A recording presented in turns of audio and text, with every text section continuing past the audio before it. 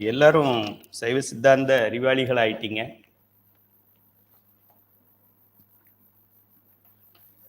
சரி, வகுப்புக்குள் நுழைவோம்.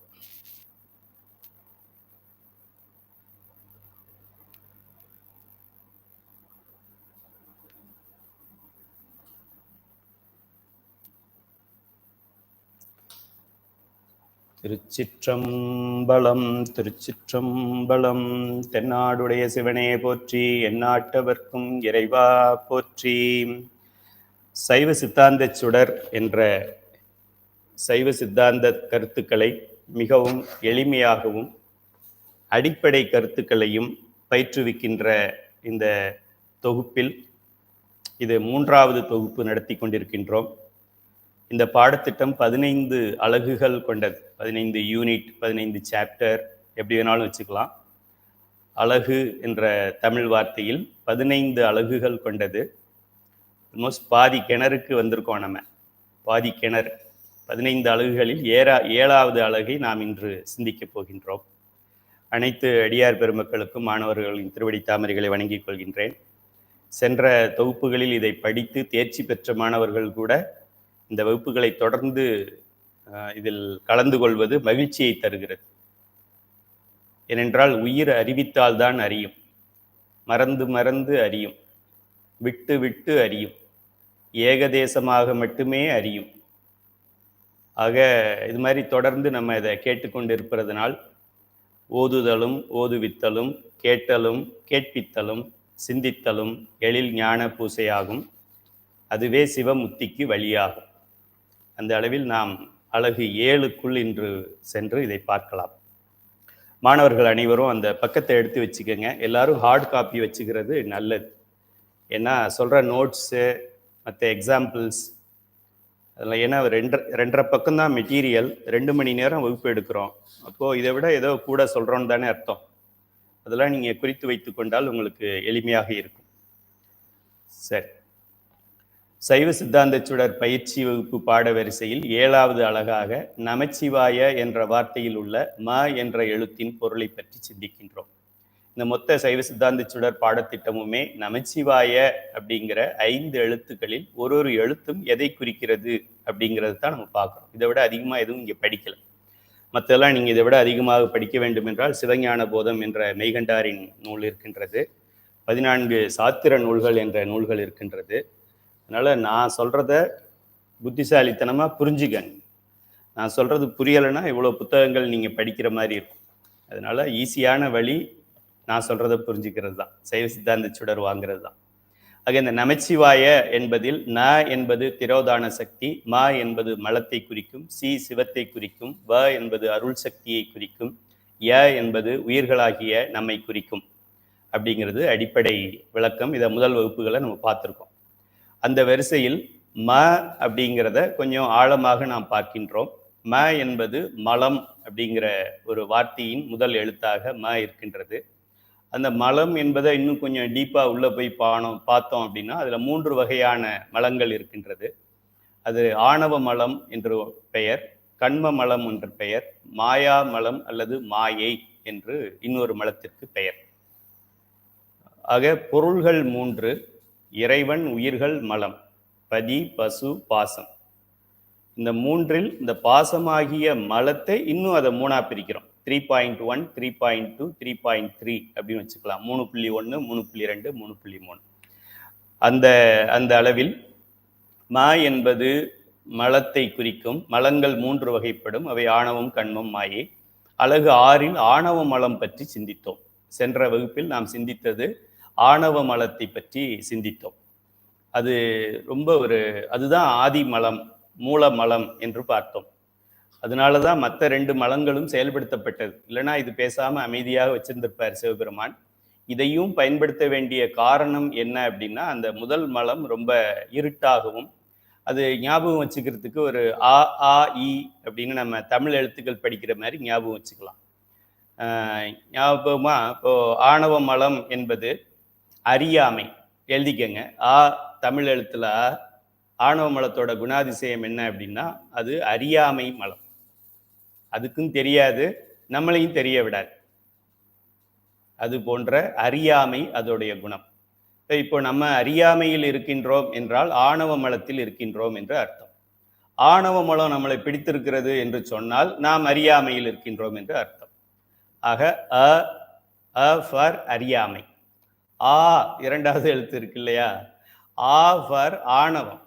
ஆணவம் என்றால் நான் எனது நான் எனது என்கின்ற ஆணவம். அதுவும் அந்த ஆணவ மலத்தோட ஒரு இயல்பு.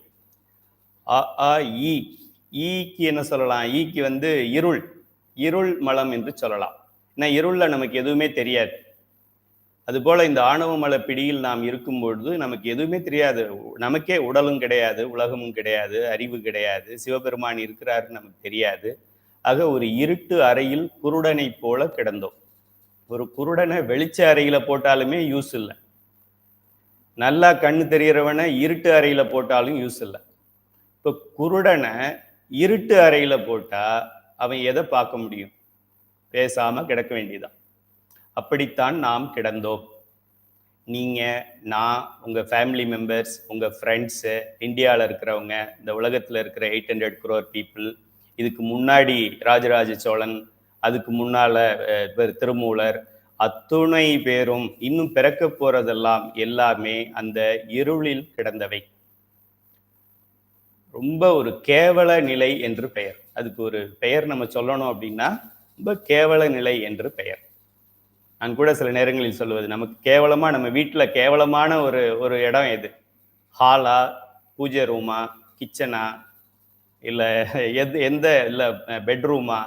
ரொம்ப கேவலமானது எது அப்படின்னா செப்டிக் டேங்க். ஆக அந்த செப்டிக் டேங்க் உள்ள ஒரு பொருள் கிடந்தால் அது எப்படி மூச்சு திணறி அது இருக்கிறதும் ஒண்ணுதான், செத்ததும் ஒண்ணுதான்ற நிலையில் நாம், நீங்க, நான் 2 பேருமே இருந்தோம். இப்போதான் கருணை கடவுள் கருணையை காமிக்கிறார். நமக்கே தெரியாது, நம்ம போய் அவர்கிட்ட எதுவும் வேண்டலை. நான் இதை பண்றேன், பிரதோஷத்துக்கு பால் வாங்கிட்டு வர்றேன், என்னை நேர்முக தேர்வில் பாஸ் போட்டுரு, அப்படிலாம் நம்ம எதையும் கேட்கல. கேட்க தெரியாது, நம்ம கேட்குற அளவில் நாம் இல்லை. நாம் எதுவுமே செய்ய முடியாத ஒரு நிலையில் வேறு யாரும் செய்ய முடியாத சில காரியங்களை பெருமான் நமக்காக இறங்கி செய்கின்றான். அவனுக்கு இது வேலை கிடையாது, பாட்டுக்கு பேசாம இருக்கலாம். அவன் இறங்கி செய்கின்றான். நம்ம ரோட்ல போறோம், யாராவது ஒருத்தன் குடிச்சிட்டு படுத்திருக்கான் அப்படின்னா நம்ம போய் அவனை நம்ம கார்ல கூட்டிட்டு போமா? நமக்கு எதுக்கு வம்பு அப்படின்னு விட்டுட்டு போயிடும். அவன் ஹெல்ப் கேட்டா கூட அவனை நம்ம வண்டியில ஏற்ற மாட்டோம். சிவபெருமான் அப்படி கிடையாது. ஹெல்ப் நம்ம கேட்கல, ஆனா அவன் ஹெல்ப் பண்றான். ஆக சிவம் என்றால், மங்களம் என்றால், நிர்மலா என்றால், விமலா என்றால், இவங்கெல்லாம் யாரு அப்படின்னா கேட்காமலே கருணை காட்டுபவர்கள் என்று அர்த்தம். இந்த கருணையை காட்டி நம்மளை சரி பண்ண பின்னாடி நம்ம ஏதாவது அவனுக்கு செய்வோம் அப்படிங்கிற ஒரு எதிர்பார்ப்பும் அவனுக்கிட்ட கிடையாது. இப்போ தன்னுடைய குழந்தையை ஒரு தாய் வளர்க்கின்றாள், கஷ்டப்பட்டு வளர்க்கின்ற, வயிற்றுல இருக்கும்போது அவ்வளோ கஷ்டம். தக்க தசமதி தாயோடு தான்படும் துக்க சாகர துயரிடை பிழைத்தும் இந்த குழந்தைய அது நார்மல் டெலிவரியோ சிசேரியனோ ஏதோ ஒன்று பண்ணி டெலிவரி பண்ணி அதுக்கு மில்க் ஃபீட் பண்ணி அதை வளர்த்து அது யூரின் போகிறத தாங்கிக்கிட்டு அது மோஷன் போகிறத தாங்கிக்கிட்டு அந்த குழந்தைய வளர்க்குறாளே, வளர்க்கும் போது என்னதான் அந்த குழந்தை மேலே பாசத்தில் வளர்த்தாலும் ஒரு காலத்தில் நம் வயது முதிர்ந்து உதவி தேவைப்படும் பொழுது இந்த குழந்தை நம்மை காப்பாற்றும் அப்படிங்கிற ஒரு எதிர்பார்ப்பு ஒரு தாய்க்கும் இருக்கும். சிம்பிளாவே சொல்லலாம், அந்த பிள்ளை நல்லா படிச்சு வேலைக்கு போச்சு அப்படின்னா நமக்கு இருக்கிற கடன் எல்லாம் தீர்த்துரும், நல்லா வசதியா வந்துடலாங்கிற எதிர்பார்ப்பு நிச்சயமாக இருக்கும். இந்த குழந்தை ஒரு கல்யாணம் பண்ணி ஒரு பேரனை பெற்று கொடுத்தது அப்படின்னா நம்ம பரம்பரை விளங்கும், பேரனோட விளையாண்டுக்கிட்டே இருக்கலாம் அப்படின்னு ஒரு ஆசை இருக்கும். ஆனா சிவபெருமான் நம்மை காப்பாற்றும் பொழுது எந்த ஒரு ஆசையும் அவனுக்கு இல்லை. அதுக்கு காரணமும் இருக்கு. ஏன்னா நம்ம அவனுக்கு எதுவுமே செய்ய முடியாது, அவன் இருக்கிறது அந்த நிலையில இருக்கின்றான். அப்படிப்பட்ட பெருமான் தன்னுடைய கருணையால் தன்னுடைய சொரூப நிலை என்று சொல்லக்கூடிய, அவர் எங்கேயோ ஊட்டி கொடைக்கானல் சுவிட்சர்லாண்டில் இருக்க வேண்டியவர் இறங்கி நம்ம வில்லேஜுக்குள்ள வர்றார். இங்க வந்து அவரும் நம்மளோட கேம் விளையாட ஆரம்பிக்கிறார். எப்படியாவது நம்மளை சரி பண்ணி கூட்டு போயிடலாம் அப்படின்னு சொல்லி நினைக்கிறார். ஆக கருணை என்றாலே சிவபெருமான், அருள் என்றால் சிவபெருமான். சோதி என்றால் சிவபெருமான். அருட்பெருஞ்சோதி அருட்பெருஞ்சோதி தனிப்பெரும் கருணை அருட்பெருஞ்சோதி. யாராவது சிவபெருமானை வர்ணிக்கிறார்கள் என்றால் அவனுக்கு பாம்பு இருக்கும், அது இருக்கும், இது இருக்கும், தோடுடைய செவியன், விடையேறி, ஒரு தூவன், மதிசூடி, எதை சொன்னாலும் சிவபெருமானை வர்ணிப்பது, சிவபெருமானை குறிப்பது என்றால் கருணை, அருள், இந்த வார்த்தை இல்லாம அவனுடைய டெஃபினேஷன் முற்று பெறாது. நம்ம சைவ சித்தாந்த சுடர் மாணவர்கள் சிவபெருமானை பத்தி உனக்கு என்ன தெரியும்னா, சிவபெருமானாலே கருணை தான். அவனை விட கருணையாளன் வேற யாரும் கிடையாது. இதை நம்ம தெளிவாக தெரிந்து கொள்ள வேண்டும். ஏன் தெரிந்து கொள்ள வேண்டும் என்றால், நமக்கு வாழ்க்கையில் வருகின்ற கஷ்டங்கள், நமக்கு வருகின்ற அவமானங்கள், நமக்கு ஏற்படுகின்ற சுற்றத்தாராலும், நண்பர்களாலும், சமூகத்தாலும் நமக்கு ஏற்படுகின்ற ஒரு ஒரு என்ன சொல்றது, ஒரு தாழ்மையான ஒரு நடத்தைகள் எல்லாம் வரும் பொழுது சிவபெருமான் கருணையாளன் அப்படிங்கிறது நமக்கு நல்லா தெரியும். அதுக்கு தான் நான் இவ்வளோ நேரம் இதை சொல்கிறேன்.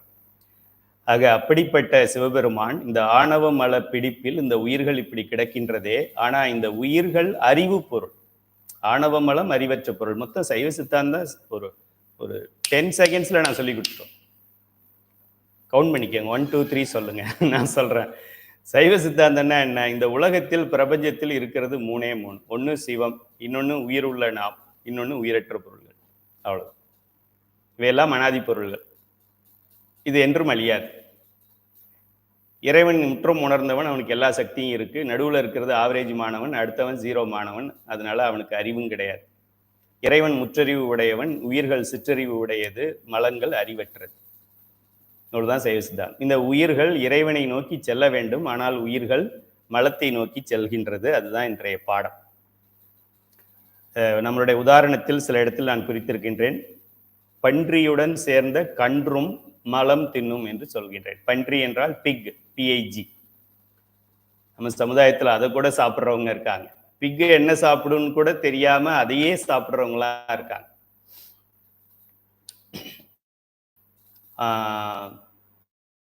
அதோட ஒரு மாட்டு கண்ணுக்குட்டி, கற்றாவின் மனம் போல கசிந்துருக வேண்டுவனேன்னு சொல்லி தாய்ப்பால் அந்த பசுமாட்டு கண்ணுக்குட்டி அந்த பிகோட சேர்ந்து விளையாண்டது கொஞ்ச நாள் அப்படின்னா, அப்புறம் அதுவும் அந்த அந்த சேர்க்குள்ள போயிடும். அதுபோல நாம் சிவபெருமானோட விளையாட வேண்டிய நாம் இந்த மாயையுடன் விளையாண்டு மாயை உள்ளேயே போயிட்டோம். சாதல் பிறப்பு என்னும் தடஞ்சுழியில் சுழினாக்க டர்புலன்ஸ். சூறாவளி காற்று வருது இல்ல, காற்று வேகமாக சுற்றிக்கிட்டே இருக்கும்போது அது உள்ளே போய் நின்னோன்னா நம்ம இஷ்டத்துக்கு நிற்க முடியாது. இதுபோல் வாட்டர் ஃபால்ஸில் வந்து பார்த்தீங்கன்னாக்கா நீர் அப்படி ஒரு நீர்க்குமிழின்னு சொல்லுவாங்க, அதில் போய் மாட்டினோன்னா வெளியில் வர முடியாது. அதுபோல பிறவியில் நீங்களும் நானும் மாட்டிக்கொண்டிருக்கின்றோம், வெளியில் வர முடியாமல். எத்தனையோ லட்சம் பிறவிகள், கோடி பிறவிகள் ஆயிடுச்சு, இன்னும் வரல. இப்போ கொஞ்சம் வெளிச்சம் தெரியுது. இன்னும் கோடானு கோடி பேருக்கு 800 crores 790 crore பீப்புளுக்கு இது தெரியாது. இந்த டாப் 10 crore நம்ம இருக்கோம். அதை சந்தோஷப்பட்டுக்கலாம். மற்ற மலங்களைப் போலவே மாயை உயிரற்ற அறிவற்ற பொருள். மலம் என்று சொன்னது பதி, பசு, பாசம், இறைவன், உயிர்கள், மலம். அந்த மலத்தில் 3 இருந்தாலும் 3மே அறிவற்ற பொருள். மலம் அறிவற்ற பொருள்னு சொன்ன பின்னாடி மலத்து உள்ள இருக்கிற 3 பிரிவுகளும் அது எல்லாமே அறிவற்ற பொருள்கள் தான். ஆக நல்லா தெரிஞ்சுக்கணும். இந்த 3வது பொருள் மலம் என்பது உயிர் கிடையாது. அதுக்கு உயிர் இருந்தா என்னைக்காவது ஒரு நாள் அறிவு வந்துடும். உயிர் இல்லை, ஆகையால் அறிவும் இல்லை. உயிர் இல்லாம அறிவு இருக்கிறதுக்கு வாய்ப்பு கிடையாது. இப்போ நான் ரொம்ப பிரில்லியண்டா இருக்கேன், என் உடம்புல உயிர் இருக்கிறதுனால என்னுடைய பிரில்லியன்ஸ் வெளிப்படுது. இன்னும் ஒரு நாள் ஐஸ் பெட்டியில வச்சுட்ட பின்னாடி நான் எவ்வளோ பிரில்லியன்ட்டு, நான் முனைவராக இருந்தானே, டாக்டராக இருந்தானே, ஒன்றும் வெளிப்படாது. உயிர் இருப்பதால் தான் அறிவு வெளிப்படுகிறது. அதுபோல உயிரற்ற பொருளுக்கு ஆட்டோமேட்டிக்காவே நான் உயிரற்றன்னு சொன்ன உடனே நீங்க பின்னாடி என்ன சொல்லலாம் அப்படின்னா, அறிவற்ற பொருளுங்கய்யா அப்படின்னு நீங்க சொல்லிடலாம். ஆக இந்த மாயையா இருக்கட்டும், கண்மமா இருக்கட்டும், ஆணவமாக இருக்கட்டும், 3மே உயிரற்ற பொருள், அறிவற்ற பொருள். சிம்பிள். மாயை என்று சொல்கின்றோமே, மாயை, மாயா எல்லாம் ஒண்ணுதான். மா என்றால் அழிதல், சாதல் பிறப்பெண்ணும் தடஞ்சுழியில் தடுமாறி. இப்ப சா என்றால் அழிதல், மா என்றால் அழிதல். எதுவாக இருந்தால் இந்த உலகம் ஒரு நாள் அழியும், பல முறை அழிஞ்சிருக்கு. இப்போ இனிமே தான் புதுசாக ஜீசஸ் கிரைஸ்ட் சொன்ன மாதிரி 2000 ஆண்டு இந்த உலகம் அழிஞ்சிரும் அப்படின்னு சொல்லி பாவம் எல்லாரும் ரொம்ப தடுமாறி போயிட்டாங்க. 1990 இருந்து Y2K இயர் 2000 சொல்லி சாஃப்ட்வேர் ப்ரோக்ராம் எல்லாம் மாற்றி எல்லாம் வேக வேகமாக சாப்பிட்டு விருப்பமான பொருள்கள்லாம் சாப்பிட்டுக்கிட்டு இருந்தாங்க அந்த வருஷம். ஏன்னா 2000 உலகம் அழிய போகுதுன்னு சொல்லி. அதுபோல இந்த பலமுறை இந்த உலகம் அழிந்திருக்கின்றது, பலமுறை பிரம்மா அழிந்திருக்கின்றார், பலமுறை திருமால் அழிந்திருக்கின்றார். என்றும் அழியாதது சிவபெருமானும் நம்முடைய உயிர்களும் தான். நம்ம அதுக்கு மேல மல்டிபிள் டைம்ஸ் நம்ம இறந்திருக்கிறோம். ஆக மா என்கின்ற எழுத்து இது அழிதல் என்பதை குறிக்கின்றது. யா என்கின்ற எழுத்து தோன்றுதல் என்பதை குறிக்கின்றது. இந்த புத்தகத்தில் அந்த யாவை பிரிண்ட் பண்ணும்போது அதை ஏதோ ஒரு WIIன்ற மாதிரி போட்டிருக்காங்க. அதை திருத்தி கொள்ளவும். யா அது மாயா. சில பேர் அதை யான்னு தான் படிப்பீங்க, இருந்தாலும் அந்த எழுத்து கொஞ்சம் மாறி இருக்கின்றது. யா என்று வைத்துக் கொள்ளுங்கள். யா என்றால் தோன்றுதல். அழியும் தோன்றும், அழியும் தோன்றும், அழியும் தோன்றும், அப்படியே மாறி மாறி மாறி மாறி இந்த உலகமே அழிந்து தோன்றது. இப்போ சூரியன் பார்க்கறதெல்லாம் இது எத்தனாவது சூரியன் நமக்கு தெரியாது. நமக்கே தெரியலைன்னா சயின்டிஸ்டுக்கு நிச்சயமா தெரியாது. சைவ சித்தாந்த மாணவர்களுக்கு தெரியாத ஒரு விஷயம் இந்த உலகத்தில் இனிமே கூட பிறக்க போற சயின்டிஸ்டுக்கு கூட தெரியாது. சைவ சித்தாந்த மாணவன், திருமுறை மாணவனுக்கு மட்டும்தான் உலகம் தெரியும். ஆக மா என்றால் அழிதல், யா என்றால் தோன்றுதல். மா யா, மா யா, யா மா, மா மா மா மா மா மா, யா யா யா யா யா யா, மாயா மாயா, மாயா மாயா, யாமா யாமா, யாமா யாமா, யாமா யாமா, யாமா யாமா, யாமா யாமா, எம்மையம்மா அப்படின்னு சொல்லி சினிமாவில் ஒரு பாட்டு இருக்கு. அதுபோல இந்த உலகம் பலமுறை அழிந்திருக்கின்றது, பலமுறை தோன்றி இருக்கின்றது. நாமும் பலமுறை தோன்றி இருக்கின்றோம், நாமும் பலமுறை அழிந்திருக்கின்றோம். எந்த வகையிலையும் நம்ம என்ன தரம் கம்மி கிடையாது. சரி, உடல்களும் உலக பொருள்களும் தோன்றுதலும் அழிதலும் பின்னர் மீண்டும் தோன்றுதலும் மீண்டும் அழிதலுமாக நிலையற்ற தன்மை உடையது. ஒரு பொருள் அழிகின்ற பொருள் அப்படின்னு இந்த சைவ சித்தாந்த சுடர் மாணவனுக்கு தெரிஞ்சிருச்சு அப்படின்னா அந்த பொருள் மேல ஆசை வைக்க வேண்டிய அவசியம் இல்லை. டைம் டியூரேஷன் கொஞ்சம் மாறும். இப்போ நம்ம தஞ்சை பெரிய கோவில் இருக்கின்றது, அது கல்லால கட்டி இருக்கின்றாங்க, கற்றளியால் அமைக்கப்பட்டிருக்கிறது. 1000 ஆண்டுகளை தாண்டி விட்டது. இன்னும் எத்தனை 1000 ஆண்டுகள் இருக்கும்? இன்னும் ஒரு 1,00,000 ஆண்டுகள் அது இருக்குமா? நிச்சயமா இருக்காது. நிச்சயமா அதுக்குள்ளேயும் சங்காரம் நடந்துடும். ஆக அது தஞ்சை பெரிய கோயிலாக இருந்தாலும் அதற்கு அழிவு உண்டு. அது தாஜ்மஹாலாக இருந்தாலும் அதுக்கு அழிவு உண்டு. அது சர்தார் வல்லபாய் பட்டேலோட சிலை குஜராத்தில் நிறுவினாலும் அதுக்கு அழிவு உண்டு. அமெரிக்காவுக்கு அழிவு உண்டு, இந்தியாவுக்கு அழிவு உண்டு, தமிழ்நாட்டுக்கு அழிவு உண்டு. எல்லா ஆராய்ச்சியிலையும் நம்ம அதானே பார்க்குறோம். 3000 ஆண்டுகளுக்கு முன்னாடி அதை பயன்படுத்தினாங்க அப்படின்னா என்ன அர்த்தம்? அழிஞ்சிருக்குன்னு தானே அர்த்தம். ஆனால் நமக்கு இந்த அறிவு தோன்றதில்லை அடிக்கடி. இது அழியாது, நம்ம 100 வயசு வரைக்கும் இருப்போம் அப்படின்னு நம்ம நினச்சிக்கிட்டு இருக்கோம். இந்த பாடத்தை படிப்பதால் நாம் முதலில் தெரிந்து கொள்வது, இந்த இந்த சூரியனே அழியுன்றாங்க, இந்த பிளானட்டே அழியுன்றாங்க, அப்போ நீயும் நானும் யாரு அப்படிங்கிற ஒரு எளிமை கீழ்மை நமக்கு உரைக்க வேண்டும். பர்மனண்ட் இல்லை அப்படின்னு சொல்லி நம்ம தெரிஞ்சுக்கணும். சரி, இப்படி நிலையற்ற தன்மை உடையதுங்கிறதுனால இதை மாயை என்று சொல்கின்றோம். மாயா என்பது வடமொழி வாக்கு. இதை நம்ம எல்லாருமே நல்லா தெரிஞ்சுக்கணும். நிலை இல்லை அப்படிங்கிறது. இப்போ இந்த உலகத்தை இறைவன் தோற்றுவிக்கின்றான். இறைவன் என்ன பண்ணா, ஆணவ மலத்தில் பிடியில் கிடக்கின்ற இந்த உயிர்களுக்கு அப்ப நமக்கு உடம்பு கிடையாது. ஆணவ மலத்தில் கிடந்தோம் அப்படின்னா அப்புறம் நம்ம அப்படியே முண்டி எழுந்திரிச்சிருக்கலாமே அப்படின்னு நினைக்காதீங்க. அப்போ உடலே கிடையாது நமக்கு. உயிர் என்கின்ற ஒரு புள்ளி மட்டும் இருந்திருக்கும். அப்போ இறைவன் என்ன பண்றாரு, இந்த தனு கரண புவன போகம் எழுதிக்கங்க. தனு கரண கரண புவன பூவன போகம், இந்த 4ஐயும் இறைவன் இந்த உயிர்களுக்காக படைக்கின்றார். இப்போ இதை படைக்கிறதுனால அவர் என்ன ஆயிடுறாரு, அவரும் பானை செய்கிறவர் ஆயிடுறாரு, கார்பெண்டர் ஆயிடுறாரு, பிளம்பர் ஆயிடுறாரு, என்ன சொல்றது, செருப்பு தைக்கிறவன் ஆயிடுறாரு. உலகத்தில் இருக்கின்ற அனைத்து தொழில்களையும் அவர் செய்ய வேண்டிய நிலைக்கு தள்ளப்பட்டு விட்டார். ஏன்னா நம்ம மேல வச்ச ஒரு கருணையினால். ஆக இந்த உலகத்தை எப்படி ஒரு குடம், மண் குடத்தை குயவன் மண்ணிலிருந்து தயார் செய்கின்றானோ அதுபோல இறைவன் இந்த உலகத்தை அந்த மாயை என்கின்ற மண்ணிலிருந்து தயாரிக்கிறார். இந்த இடத்துல அந்த குயவன், பானை செய்கின்ற குயவன், இல்லை ஒரு ஃபர்னிச்சர் செய்கின்ற ஒரு யார் சொல்றது, கார்பெண்டர், இவங்க எல்லாமே சிவபெருமான் தான். 5 தொழில் மட்டும் இல்லை, அவன் 5000 தொழில் பண்றான். வாட்ச்மேனும் அவன்தான், எலக்ட்ரிஷியனும் அவன்தான். ஆக முதலில் இந்த இந்த மாயை என்கின்ற ஒரு மூலப்பொருள், மண்ணை கொண்டு பானை செய்வது போல, மரத்தை கொண்டு சேர் செய்வது போல, இறைவன் அந்த மாயையை கொண்டு மற்ற எல்லாத்தையும் படைக்கின்றார். இதை நமக்கு நல்லா தெரிஞ்சுக்கணும். அடுத்தது, உலகத்திற்கு வித்தாய், அழிவில்லதாய், சடமாய், எங்கும் நிறைந்ததாய், அருவாய், ஆற்றல் வடிவினதாய் இருப்பது மாயை. மாயைக்கு சில நல்ல குணமும் உண்டு, நல்லா தெரிஞ்சுக்கங்க. அட்வான்ஸ் கோர்ஸ் மாணவர்கள் தெளிவாக தெரிந்து கொள்ளவும். மாயைன்னு இந்த வகுப்பில் நான் சொல்லித்தர போகிறேன். அது முதல் நிலை மாணவர்களுக்கு சொல்கின்றேன். அட்வான்ஸ் கோர்ஸ் மாணவர்கள் தெரிந்து கொள்ளவும். மாயை அது காரணப்பொருள். மாயையிலிருந்து காரியங்கள் தோன்றுகின்றன. அதற்கெல்லாம் மாயேயம் என்று பொருள். மாயேயம் என்று பொருள். ஃபஸ்ட் டைம் படிக்கிற மாணவர்கள் இதை பற்றி கன்ஃபியூஸ் பண்ணிக்க வேண்டாம். அட்வான்ஸ் கோர்ஸ் படிக்கின்ற மாணவர்கள் தெரிந்து கொள்ளவும். மாயை தான் உலகம், மாயை வரும், மாயை அழியும். மாயை அப்படியே இருக்கும். மாயையிலிருந்து தோன்றுகின்ற மாயேயம் அழியும், மாயேயம் சுருங்கும், மாயையில் சுருங்கும். இது அட்வான்ஸ் கோர்ஸ். இப்போ இந்த மாயையோட ஒரு இயல்பு என்ன அப்படின்னா, இது அருவாயும் ஆற்றல் வடிவமாயும் இருக்கும்னு சொல்கிறாங்க. இதுக்கு ஆக்சுவலாக இது யார் தெரியுமா? அருவமாகவும் ஆற்றல் வடிவமாகவும் இருக்கிறது சிவபெருமான் தான். சிவபெருமான் தன்னுடைய சொரூப நிலையில் அவன் அருவமாக இருக்கின்றான். உயிர்களுக்காக செயல்படும் நிலையில் சக்தியாக அவன் மாறும்போது அவன் ஆற்றலை வெளிப்படுத்துகின்றான். இப்போ சிவபெருமானுக்கு தான் இது வரைக்கும் அருவங்கிற ஒரு குவாலிட்டி சிவபெருமானோடதுன்னு நினச்சிக்கிட்டு இருக்கோம். ஆற்றல் அப்படிங்கிறது சிவபெருமானுக்கு தான் இருக்கும்னு நினைக்கிறோம்.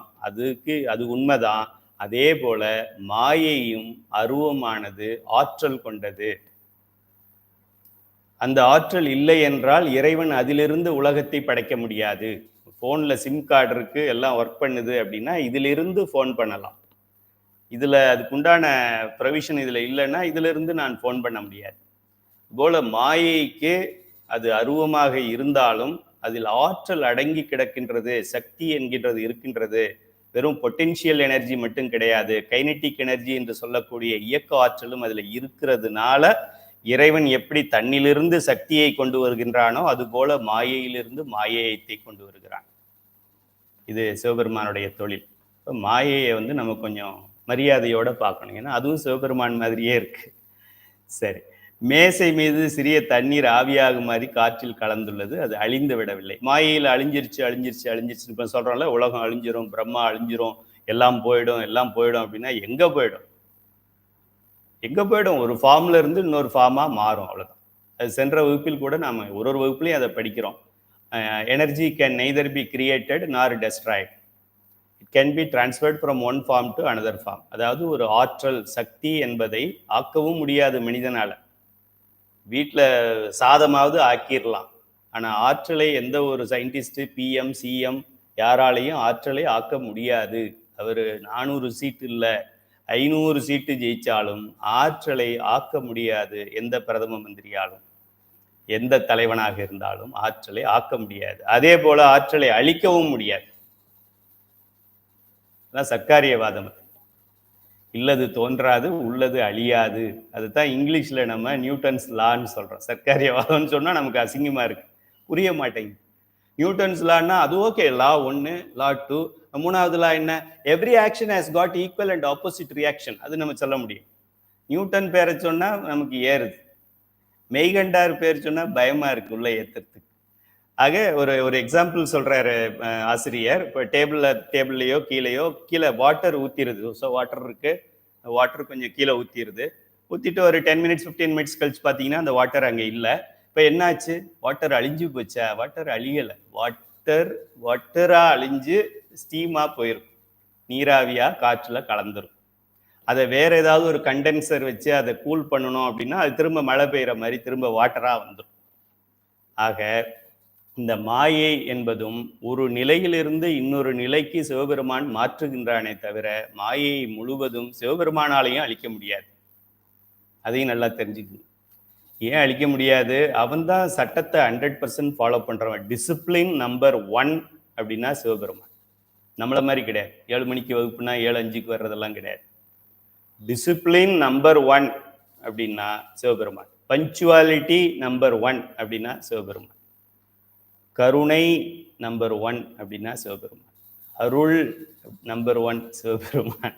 ஆக சிவபெருமான் கூட நம்மளுடைய உயிரையும் இந்த மாயையையும் அழிக்க முடியாது. அடக்க முடியுமே தவிர அழிக்க முடியாது. அதை தெரிஞ்சு வச்சுக்கோங்க. உலகம் தோன்றுவதற்கும் ஒடுங்குவதற்கும் மீண்டும் வருவதற்கும் இடமாய் இருக்கின்றது இந்த மாயை. மாணவர்கள் நன்றாக தெரிந்து கொள்ளவும், நார்மல் மாணவர்களுக்கு இந்த மாயை தான் தோன்றுது, மாயை தான் அழியுதுன்னு நான் இப்போ சொல்லித்தரப்போகிறேன். என்ன சொல்ல போகிறேன்? 2 - 1 1, 1 - 2 ஓஹோ 1 - 2 ஆகாது, நோ 1ல் 2 போகாதுன்னு இப்போ நான் சொல்லித்தரப்போகிறேன். ஆனால் அந்த அட்வான்ஸ் மாணவர்களும் இதில் இருக்கிறதுனால வேறு வழியில் 1ல் 2 போகும். 1 - 2 இஸ் பாசிபிள், -1 வரும். 1ல் 2 கழிஞ்சா -1 இருக்கும் அப்படிங்கிறதையும் இப்போ நான் சொல்ல வேண்டியது இருக்கு. ஏன்னா ஒரே மாதிரி மாணவர்களுக்கு வகுப்பு எடுத்தால் ஒரே மாதிரி எடுத்துகிட்டு போயிடலாம். சீனியர் மாணவர்கள்லாம் வேறு இருக்கிறதுனால நான் ரெண்டையுமே சொல்லிக்கிட்டு வர்றேன். ஆரம்ப நிலை மாணவர்கள் நான் அந்த அட்வான்ஸுன்னு சொல்கிறது உங்களுக்கு புரியலைன்னா கவலைப்படாதீங்க, அது அப்புறம் பார்த்துக்கலாம். அடுத்த தொகுப்பில் நீங்கள் வந்து உட்காருங்க, அப்போ உங்களுக்கு அது புரியும். ஆக இந்த மாயை தோன்றுகிறது, மாயை அழிகிறதுன்னு நானும் இப்போ சொல்லித்தரப்போகிறேன். பாடத்தில் அப்படி தான் இருக்கும். மாயை அப்படியே இருக்குது. மாயை மேலே நடக்கிற இப்போ ஒரு என்ன சொல்கிறது, ஒரு ஸ்டேஜ் அப்படியே இருக்குது. சிவராத்திரிக்கெல்லாம் டெம்பிளில் ஒரு மேடை போட்டிருப்பாங்க. அதில் கொஞ்ச நேரம் குழந்தைகள்லாம் வந்து பரதநாட்டியம் ஆடும், கொஞ்ச நேரம் திருவாசகம் முற்றுதல் பண்ணுவாங்க, கொஞ்ச நேரம் யாராவது சொற்பொழிவு பண்ணுவாங்க. ஆக மேடை அப்படியே இருக்குது. மேடை மேலே நடக்கிற நாடகம் மாறிக்கொண்டே இருக்கிறது. அதுதான் மாயை ஆகிய மேடையில் மாயேயம் என்கின்ற பல சீன்களை சிவபெருமான் உருவாக்கி கொண்டிருக்கின்றார். எதுக்கு?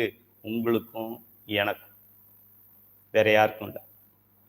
அவனுக்கோ முருகனுக்கும் விநாயகருக்கும் பார்வதிக்கும் கிடையாது. உங்களுக்கும் எனக்கும், உங்க குடும்பத்துக்கும் என் குடும்பத்துக்கும். நிலையில்லாததை, அதாவது இல்லாத ஒன்றை இருப்பது போல காட்டுவது மாயையின் இயல்பு. இல்லாத ஒன்றை இருப்பது போல காட்டுவது மாயையின் இயல்பு. உதாரணமாக, நமது செல்வம் நிலையானது போல தோன்றும். இப்போ நம்ம சம்பாதிக்கிறோம்ல கஷ்டப்பட்டு, முதல்ல எப்படியாவது ஒரு 1 லட்சம் சேர்த்துட்டா பரவாயில்லன்னு நினைப்போம். 1 லட்சம் வந்தோடனே ஒரு 10 லட்சம் ஆயிட்டா பரவாயில்லன்னு நினைப்போம். அப்புறம் ஒரு 50 லட்சம் ஆனால் ஒரு அரை கிரவுண்டு இடம் வாங்கி போடலாமேன்னு பார்ப்போம். அப்புறம் 1 கோடி ஆயிடுச்சு அப்படின்னா பிள்ளைங்களுக்கு ஏதாவது ஃபிக்ஸட் டெபாசிட் போட்டு வைக்கலாமே பார்ப்போம். 1.5 கோடி ஆயிடுச்சு அப்படின்னா கொஞ்சம் ஜுவல்ஸ் வாங்கி வைக்கலாமே, பெண்களை பெற்றிருக்கிறமே, கல்யாணத்துக்கு தேவைப்படுன்னு பார்ப்போம். அப்புறம் ஒரு 5 கோடி வந்தது அப்படின்னாக்க ஒரு ஃபார்ம் ஹவுஸ் ஒன்று கட்டலாமா, சுவிட்சர்லாந்து போகலாமா. இந்த செல்வம் நம்ம வந்து ரொம்ப நிலையானது என்று நாம் நினைக்கின்றோம். எவ்வளவோ பெரிய செல்வந்தர்கள் எல்லாம் செல்வத்தை விட்டுட்டு போயிட்டாங்க. ராஜராஜ சோழன் தமிழ்நாட்டில் இறந்து அவனை அடக்கம் செய்தார்கள். அந்த அடக்கம் செய்த இடம் இது என்று சொல்லுவதற்கு அரசாங்கத்துக்கே தெரியலை. நீங்களும் நானும் யார்? அரசாங்கத்துக்கே தெரியாது. மாமன்னன் ராஜராஜ சோழனை இங்கே அடக்கம் செய்தார்கள்னு சொல்லி அதில் 4 மூலையில் கல் போட்டு ஒரு அரை கிரவுண்டு பிளாட்டுக்கு எத்தனை கல் போடுறாங்க. இடது பக்கம் இது, மேல் பக்கம் ரோடு, இடது பக்கம் 20 அடி ரோடு, இங்கே 34வது பிளாட்டுன்னு சொல்லி 4 எல்லை குறிக்கிறாங்கல்ல. ராஜராஜ சோழன் இறந்த இடத்துக்கு 4 எல்லையை குறிக்க சொல்லுங்க உங்க அரசாங்கத்தை. தெரியாது, முடியாது. ராஜராஜ சோழன் இறந்த இடத்திற்கு 4 எல்லை குறிக்க முடியாத அரசாங்கம் அப்படி நிலையில் இருக்கின்ற நாம், நீங்களும் நானும் என்ன 1000 ஆண்டுகளுக்கு இருக்க போறோமா? நம்ம இறந்த இடத்த 1000 ஆண்டுகளுக்கு அப்புறம் அரசாங்கம் வந்து புதுப்பிக்க போதா? ரொம்ப சீரியஸா எடுத்துக்காதீங்க லைஃப்பை. லைஃப் வில் கம் அண்ட் கோ, உயிர் வில் ஸ்டாண்ட். அதனால உயிருக்கு என்ன செய்யறோமோ அதான் நிரந்தரம். உயிருக்கு அறிவை வளர்க்கணும், உயிருக்கு புண்ணியத்தை சேர்க்கணும், உயிருக்கு விளக்கத்தை கொடுக்கணும். அதுக்குத்தான் நம்ம வேலை செய்யணுமே தவிர, அதுதான் அழியாத பொருள். விடிய விடிய கதை கேட்டுன்ற மாதிரி அழியாத பொருள் உயிர், அழியிற பொருள் உடல். உங்களுக்கு ஒரு அரை மணி நேரம் டைம் கிடைக்குதுன்னா அதை அழியாத பொருளுக்காக பயன்படுத்தணுமா, அழியக்கூடிய பொருளுக்காக பயன்படுத்தணுமா?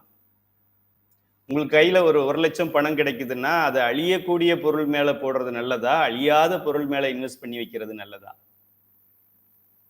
நீங்க ஒருத்தட்ட ஏதோ ஒரு விஷயத்த பேசலாம், ஃப்ரீயா இருக்கீங்க, அவங்களும் ஃப்ரீயா இருக்காங்க, கொஞ்சம் டைம் பாஸ் ஆகட்டும் அப்படின்னா, அழியாத பொருளை பற்றி பேசுவது நல்லதா, அழியக்கூடிய பொருளை பற்றி பேசுவது நல்லதா?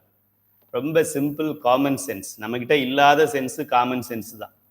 6 சென்ஸ் இருக்கு. பகுத்தறிவு சென்ஸ் இருக்கு. காமனா நம்மிடம் இல்லாதது, எல்லார்கிட்டயுமே காமனா இல்லாத சென்ஸுக்கு பேரு காமன் சென்ஸ்னு பேரு. ஏன்னா காமன் சென்ஸ்னா அதுக்கு தெரிஞ்சிருக்கும். உயிர் நிலையான பொருள். சிவபெருமான் சாகுற வரைக்கும் இதுவும் உயிரோட இருக்கும். சிவபெருமானே இந்த உயிரை அழிக்க முடியாது. அப்போ எவ்வளவு ஸ்ட்ராங்கானது பாருங்க. இன்னொன்னு நிச்சயமா போயிடும். டெஃபினட்டா 100 வயசுக்கு மேல கிடையாது. சரி 150 வயசு வச்சுக்கோங்க. 150 வருஷத்துக்கு அப்புறம் யாரும் உயிரோட இருக்க போறதில்லை. நீங்களும் இருக்க போறதில்லை, நானும் இருக்க போறதில்லை. 150 வருஷமா, 150 மாசமா, 150 நிமிஷமான்னு நமக்கு தெரியாது. ஆக அதுல போய் அவ்வளோ நேரத்தை செலவு பண்றோம். ஆனா இதுக்காக அதுல செலவு பண்றதுல ஒரு 100ல 10%, 10ல 1 மடங்கு 10 மணி நேரத்தை நம்ம இதுக்காக செலவு பண்ணாலும் ஒரு 10 நிமிஷத்தை இந்த உயிர்க்காக செலவு பண்ண முடியாதா? அப்ப என்ன பகுத்தறிவு நமக்கு இருக்குது? பகுத்தறிவு விடுங்க, அதெல்லாம் ரொம்ப ஹை ஸ்டாண்டர்ட். காமன் சென்ஸ் என்ன இருக்கு நமக்கு? காமன் சென்ஸ் இது காருப்பா, ஒரு ஊருக்கு போகுது, இது மாட்டு வண்டி இதுக்கு போகுது, வேகமா போகணும்னா நீ எதுல ஏறுவ அப்படின்னா கார்ல தான் ஏறுவான். Common sense. அது போல ஒரு பொருள் உங்ககிட்ட இருக்கிறது நான் அப்படின்னு கைலை துரைசாமி கையை வச்சாருன்னா கைலை துரைசாமியோடைய உயிர் ஒன்று இருக்கு, அவருடைய உடல் ஒன்று இருக்கு. இப்ப எனக்கு ஏதாவது ஒரு பணம் கிடைத்தாலோ, பொருள் கிடைத்தாலோ, ஏதாவது ஒரு படிக்க ஒன்று வாய்ப்பு கிடைத்தாலோ, எதை படிக்க வேண்டும்? ஜூனியர் விகடன் இருக்கு, மங்களான்னு புத்தகம் இருக்கு, பெண்கள் ஏதோ புத்தகமெல்லாம் இருக்கு, குமுதம் இருக்கு, குங்குமம் இருக்கு, ஆனந்த விகடன் இருக்கு. எதை படிக்கலாம்? எதை படிக்கலாம்? உடலை பற்றியும், அழியக்கூடிய பொருளை பற்றியும், அழியக்கூடிய சம்பவங்களை பற்றியும், எலெக்ஷனை பற்றி அப்படி இப்படி இப்படி இப்படின்னு போட்டுக்கிட்டே இருந்தாங்க, ஆஃப் ஆயிட்டாங்க. இப்போ அடுத்தது ஐபிஎல் அதை விட்டுருவோம். அப்புறம் ஐசிசி T20 வேர்ல்டு கப்னு சொல்லுவோம், அப்புறம் அதை விட்டுருவோம். அப்புறம் திரும்ப எலெக்ஷன் ரிசல்ட்னு அதை ஒரு மாசம் விட்டுருவோம். அழியக்கூடிய பொருள்களுக்கு 20 மணி நேரம் செலவு செய்கின்ற நாம், அழியாத இந்த உயிருக்கு 20 நிமிடம் செலவு பண்றதுக்கு நமக்கு நேரம் இல்லைன்னா நமக்கு காமன் சென்ஸ் இருக்குன்னு அர்த்தமா?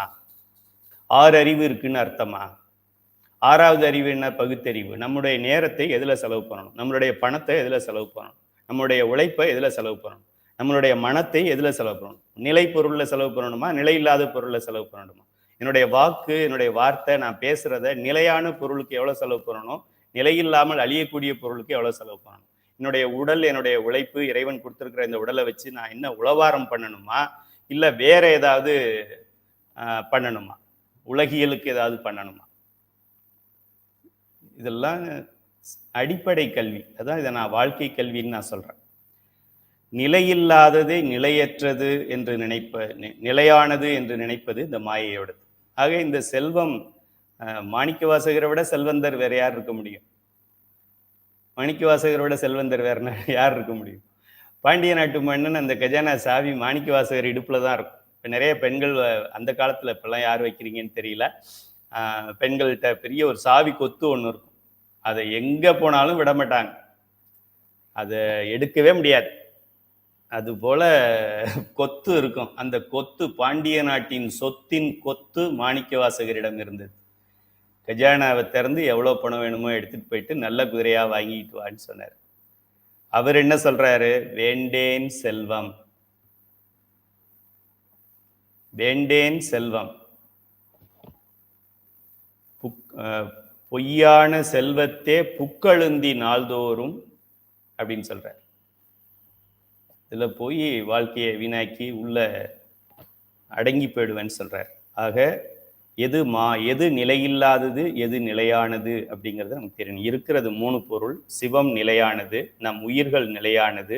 இந்த உயிர்கள் ஒரு பிறவியிலும் நல்லதை தெரிந்து கொண்டு முன்னேறிக்கிட்டே வருது. இந்த செப்டிக் டேங்க்ல கிடந்தது, செப்டிக் டேங்க் மேலே வந்தது. அப்புறமா லைட்டாக ஒரு வாட்டர் வாஷ் பண்ணாங்க, அதுக்கப்புறமா சோப்பு வாட்டரில் பண்ணாங்க, அப்புறமா இன்னொரு நல்ல வாட்டர் வாஷ் பண்ணாங்க, அப்புறம் தண்ணிக்குள்ளே கொஞ்ச நாள் நல்ல தண்ணியில் ஹாட் வாட்டரில் கொஞ்சம் நேரம் உட்கார வச்சுருந்தாங்க, ஹாட்னா தாங்கக்கூடிய சூடில். அதுக்கப்புறமா எடுத்து தொடச்சி விட்டாங்க. அதுக்கப்புறம் டிஷ்யூ பேப்பரை வச்சு தொடச்சாங்க. அப்புறமா பவுடர் போட்டாங்க.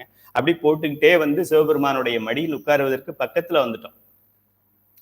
இப்போ போய் நான் திரும்ப செப்டிக் டேங்க் எப்படி இருக்குன்னு பார்க்குறேன் அப்படின்னு சொன்னாக்கா உன்னை யார் காப்பாற்றுவா?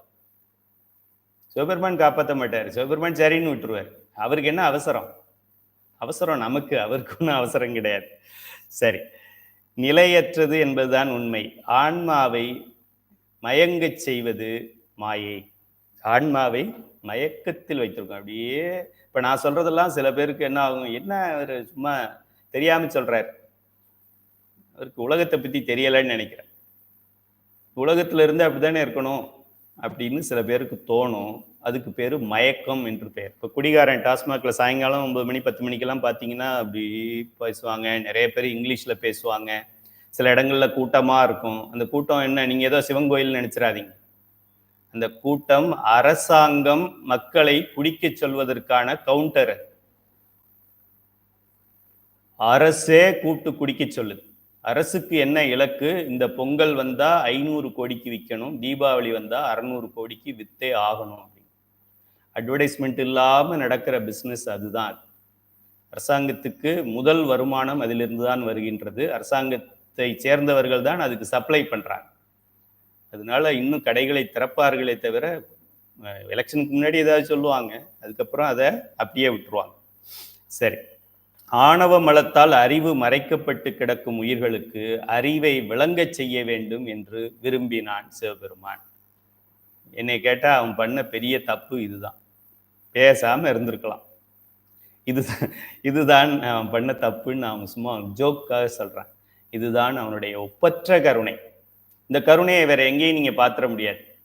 எனக்கு படைக்கும் கடவுள் பிரம்மா எனக்கு இப்படி பண்ணாரு, காக்கும் கடவுள் பண்ணாரு, உருத்திரன் பண்ணாரு, அதெல்லாம் எங்கேயும் இது மாதிரி பார்க்க முடியாது. என் அம்மா எனக்கு இப்படி பண்ணாங்க, எங்க வீட்டுக்காரர் எனக்கு இப்படி பண்ணாரு, என்னுடைய மனைவி இப்படி எனக்கு பண்ணாங்க, யாரும் அவனுடைய கருணைக்கு ஒரு 0.1% கூட காமிக்க முடியாது.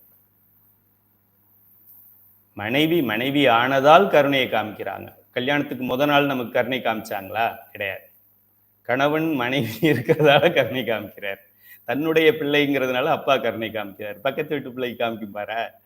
சிவபெருமானை எந்த கணக்குல பார்த்தாலும் அவன் செஞ்சிருக்க கூடாது, ஆனா செஞ்சிருக்கிறான். அதான் நம்ம மேல காமிச்ச கருணை. அதனால அது ஒப்பற்ற கருணை. அண்டர்லைன் பண்ணிக்கங்க. ஒப்பற்ற கருணை. நீ எந்த சாமியை கும்பிடுற? கருணை சாமியை கும்பிடுறேன்னு சொல்லணும். கருணை சாமியா? கர்ணன்னு கேள்விப்பட்டிருக்கேன். கருணைன்னு நமக்கு சிவபெருமான் பேர் கருணை. சைவ சித்தாந்த சுடர் மாணவர்கள்லாம் சமுதாயத்துல புதிய மாற்றத்தை உண்டாக்குங்க. முல்லை முள்ளாலே எடுப்பது போல ஆணவ மலத்தை போக்க கண்மம் மாயை ஆகிய மலங்களை தன்னுடைய சக்தியின் மூலம் உயிருக்கு கூட்டுகிறான் கருணை கடவுளாகிய சிவபெருமான். சில இதுல எல்லாம் ஃபேக்டரிஸ்ல லேப்ல எல்லாம் அதை பண்ணுவாங்க. இப்போ ஏதாவது ஒரு இது ஒட்டி இருக்கு அப்படின்னா அது மேல ஒரு டேப் மாதிரி ஒன்று ஒட்டுவாங்க. அதாவது ஏற்கனவே ஒரு பார்ட்டில் இப்போ ஒரு பெயிண்ட் ஒட்டிடுச்சு, ஒரு இரும்பு கம்பியில பெயிண்ட் ஒட்டி இருக்கு, இதுல ஒரு பெயிண்ட் பட்டுருச்சு அப்படின்னா ஏற்கனவே பெயிண்ட் அதுல ஒட்டி இருக்கு. இப்போ ஒட்டினதை நம்ம வெளியில சுரண்டி தானே எடுக்கணும். அந்த பெயிண்ட் மேல இன்னொரு ஸ்டிக்கரை ஒட்டுவாங்க. ஒட்டினதை எடுக்கிறதுக்கு இன்னொன்னு ஒட்டுவாங்களா அப்படின்னு நமக்கு தோணும். நமக்கே இவ்வளவு அறிவு இருக்கும்போது சிவபெருமானுக்கு இந்த அறிவு இருக்காதா? அந்த ஸ்டிக்கரை நம்ம இதுல ஒட்டுன பின்னாடி அந்த ஸ்டிக்கருக்கு ஒரு குவாலிட்டி இருக்கு. அந்த ஸ்டிக்கர் அடுத்து நம்ம அந்த ஸ்டிக்கரை பிச்சோம்னா இதுல இருந்து கிளியாம அந்த அடியில இருக்கிற பெயிண்டை எடுத்துக்கிட்டு வெளியில வரும். அட்வேஷன் டெஸ்ட்னு பார்ப்பாங்க பெயிண்ட் ஷாப்ல. இன்ஜினியர்ஸ் யாராவது இருந்தீங்கன்னா உங்களுக்கு தெரியும். இதைத்தான் சிவபெருமான் செய்ய ஏற்கனவே ஒட்டி போய் கிடக்கிற இந்த ஆணவ மலத்தை எடுக்கிறதுக்கு அது மேல கண்ம மலத்தையும் மாயை மலத்தையும் கொண்டு ஒட்டி அதை அப்படியே எடுக்கிறார். எடுக்கும்போது ஆணவத்தோட வரும். திரும்ப வெறும் கண்மும் மாயையும் மட்டும் வந்து செலோ டேப் ஒட்டி எடுக்கும்போது வெறுமனே செலோ டேப் மட்டும் வந்தது அப்படின்னா ஒட்டினது வேஸ்ட். இப்போ இந்த டேப் சரியில்லைன்னு அர்த்தம். அதுக்கு இறைவன் என்ன செய்கின்றார்? அந்த ஆணவ மலத்தை எடுக்க வேண்டும் என்பதற்காக கண்மம் மாயை என்கின்ற 2 மலங்கள் அது பாட்டுக்கு தூங்கிக்கிட்டு கிடந்த மலங்களை தட்டி எழுப்பி இங்க வா, பாவம் தர்சாமி கஷ்டப்பட்டுக்கிட்டு இருக்கான், அவனை சீக்கிரமே என்னுடைய ஆனந்தத்தை அவனுக்கு கொடுக்கணும். இந்த ஆணவம் இருக்கிற வரைக்கும் நான் கொடுத்தாலும் அவனுக்கு தெரியாது, மயக்கத்துல இருக்கான். இப்போ போதையில் இருக்கிறவனுக்கு தண்ணி தூக்கி ஊற்றுவாங்க தலையில், அது போல் இவர் என்ன பண்ணார்? கண்மத்தையும் மாயையும் தூக்கி நம்ம மேலே ஊற்றி நம்மளை கொஞ்சம் தெளிவடைய வச்சு அப்புறமா நம்மளை கூப்பிட்டுக்கிறாரு சிவபெருமான். முல்லை முள்ளாலே எடுப்பது போல ஆணவ மலத்தை போக்க கண்மம் மாயை ஆகிய மலங்களை தன்னுடைய சக்தியின் மூலம் உயிருக்கு கூட்டுகிறான் கருணை கடவுள். ஏன்னா இறைவன் அவனுடைய சொரூப நிலையில் அவன் என்ன சொல்றது, அப்படியே டைரக்டா சிவபெருமானே வந்து நமக்கு பண்ணாக்க நம்மளால தாங்க முடியாது. நான் போன வகுப்புல நான் சொன்னேன், பெரிய ஒரு 11,000 volts அப்படின்னு போட்டு நம்ம ஊர்ல டிரான்ஸ்மிஷன் லைன் போகும். அதில் போய் மொபைலை சார்ஜ் பண்ணுறேன்னு வயரை மாட்டினீங்கன்னா என்ன ஆகும்? நீங்களே போயிடுவீங்க. அப்புறம் எங்கே மொபைல்? ஆக அந்த அங்கே 11,000 வோல்ட்ஸாக இருக்கிறத 460 வோல்ட்ஸ் ஆக்கி, அதை 230 வோல்ட்ஸ் ஆக்கி, 230லேருந்து 12 வோல்ட் 10 வோல்ட் ஆக்கி, அப்புறமா அடாப்டர் கொண்டு வந்து, இந்த அடாப்டர் நம்ம மொபைலில் சார்ஜ் போடும்போது அந்த நேராக ப்ளக்லேருந்து அந்த அடாப்டரை சொருகும் போது கையில் பட்டாலும் ஷாக் அடிக்கிறது இல்லை. அந்த அளவுக்கு குறைஞ்சிருக்கு. அப்போ தான் இந்த மொபைலால் அதை ஏற்றுக்க முடியும். அதை அப்படியே கொடுக்க முடியாது. அதனால தான் சிவபெருமான் தன்னுடைய சக்தியை செயல்படுத்தி, ஏன்னா அந்த அம்மாவுக்கு தான் கொஞ்சம் எப்போதுமே வீட்டில் அப்பா சொல்லி பிள்ளைங்களை திருத்துறதை விட அம்மா மூலம் திருத்துறது ஈஸி. அம்மா ஏதாவது பண்ணி திருத்திடுவாங்க. அப்பா அப்படி கிடையாது. தபார் படி, இல்லைன்னா அவ்வளோதான் அப்படின்னு ஒரே சாய்ஸ் தான் கொடுப்பாரு. அம்மா அப்படி கிடையாது. படிடா செல்லம், உனக்கு அதை பண்ணுறேன்டா இதை பண்ணுறேன்டா அப்படின்னு ஏதாவது ஒரு தாஜா பண்ணி ஏமாற்றி கெஞ்சி குத்தாடி ஏதோ ஒன்று பண்ணி படிக்க வச்சுருவாங்க. அதனால இந்த சிவபெருமானுக்கு தெரியாதா இது, அதனால நம்மளால் இது செய்ய முடியாது அப்படின்ட்டு தன்னுடைய மனைவியை அனுப்பி இதெல்லாம் பண்ண சொல்கிறார். மாயையில் தோன்றும் உலகப் பொருள்களை உயிர்கள் அனுபவித்து அறிவு வளர்ச்சி பெற்று ஒரு நிலையில் இந்த உலகப் பொருள்கள் நிலையற்றவை. இந்த வாழ்க்கையில் நம்ம என்ன கற்றுக்கணும்? பிஹெச்டி படிக்கலாமா, பிஇ படிக்கலாமா, எம்இ படிக்கலாமா? ஒரே ஒரு படிப்பு தான் படிக்கணும். இந்த உலகத்தில் நான் பார்ப்பது அத்துணையும் நிலையற்றவை, இவையெல்லாம் அழியக்கூடியவை அப்படின்னு அதுதான் படிக்கணும். அதுதான் இருக்கிறதுலே உயர்ந்த படிப்பு. அது டபுள் பிஹெச்டிக்கு சமம். ஃபெல்லோஷிப் இன் டாக்டரேட் அப்படின்னு சொல்லுவாங்க. அந்த படிப்புக்கு சமம் என்ன என்றால் எல்லாம் நிலையற்றது. இந்த உலகமே நிலையற்றது, சூரியனே நிலையற்றதுன்னு நம்ம சொல்லிட்ட பின்னாடி உறவுகள் என்ன பர்மனண்டா? நீங்க யோசிச்சு பாருங்க, கடந்த ஒரு வாரத்துல பல உறவுகள் பிரேக் ஆயிரும். சும்மா ஏதோ ஒரு மிஸ் அண்டர்ஸ்டாண்டிங் ஆயிருக்கும். நம்ம ஏதோ சிரிச்சுக்கிட்டு ஒரு ஜோக் சொல்லியிருப்போம், அதை அவங்க சீரியஸா எடுத்துக்கிட்டு என்னை போய் இப்படி சொல்லிட்டா அப்படின்ட்டு அவங்க வச்சுட்டு உட்காந்துருப்பாங்க. எத்தனையோ நண்பர்களை இழந்திருப்போம் கடந்த ஒரு வாரத்தில். கடந்த ஒரு வாரத்தில் புது நண்பர்கள் வந்திருப்பாங்க. அவங்கெல்லாம் பார்த்தா ஏதோ தேவலோகத்திலேருந்து வந்த சிவகணங்கள் மாதிரி தெரியும். இன்னொரு 15 நாளைக்கு அப்புறம் பார்த்தா அவரே நமக்கு எதிரியா இருப்பார். நமக்கு எதிரியை கூட நம்ம ஹேண்டில் பண்ணிடலாம். கூடவே இருந்து குளிப்பறிக்கிறவங்க நிறைய இருப்பாங்க. அநியாயமா பொய்யை பரப்புறவங்க நிறைய பேர் இருப்பாங்க. ஸோ இதெல்லாம் அதை விட இன்னும் நிரந்தரம் இல்லாதது.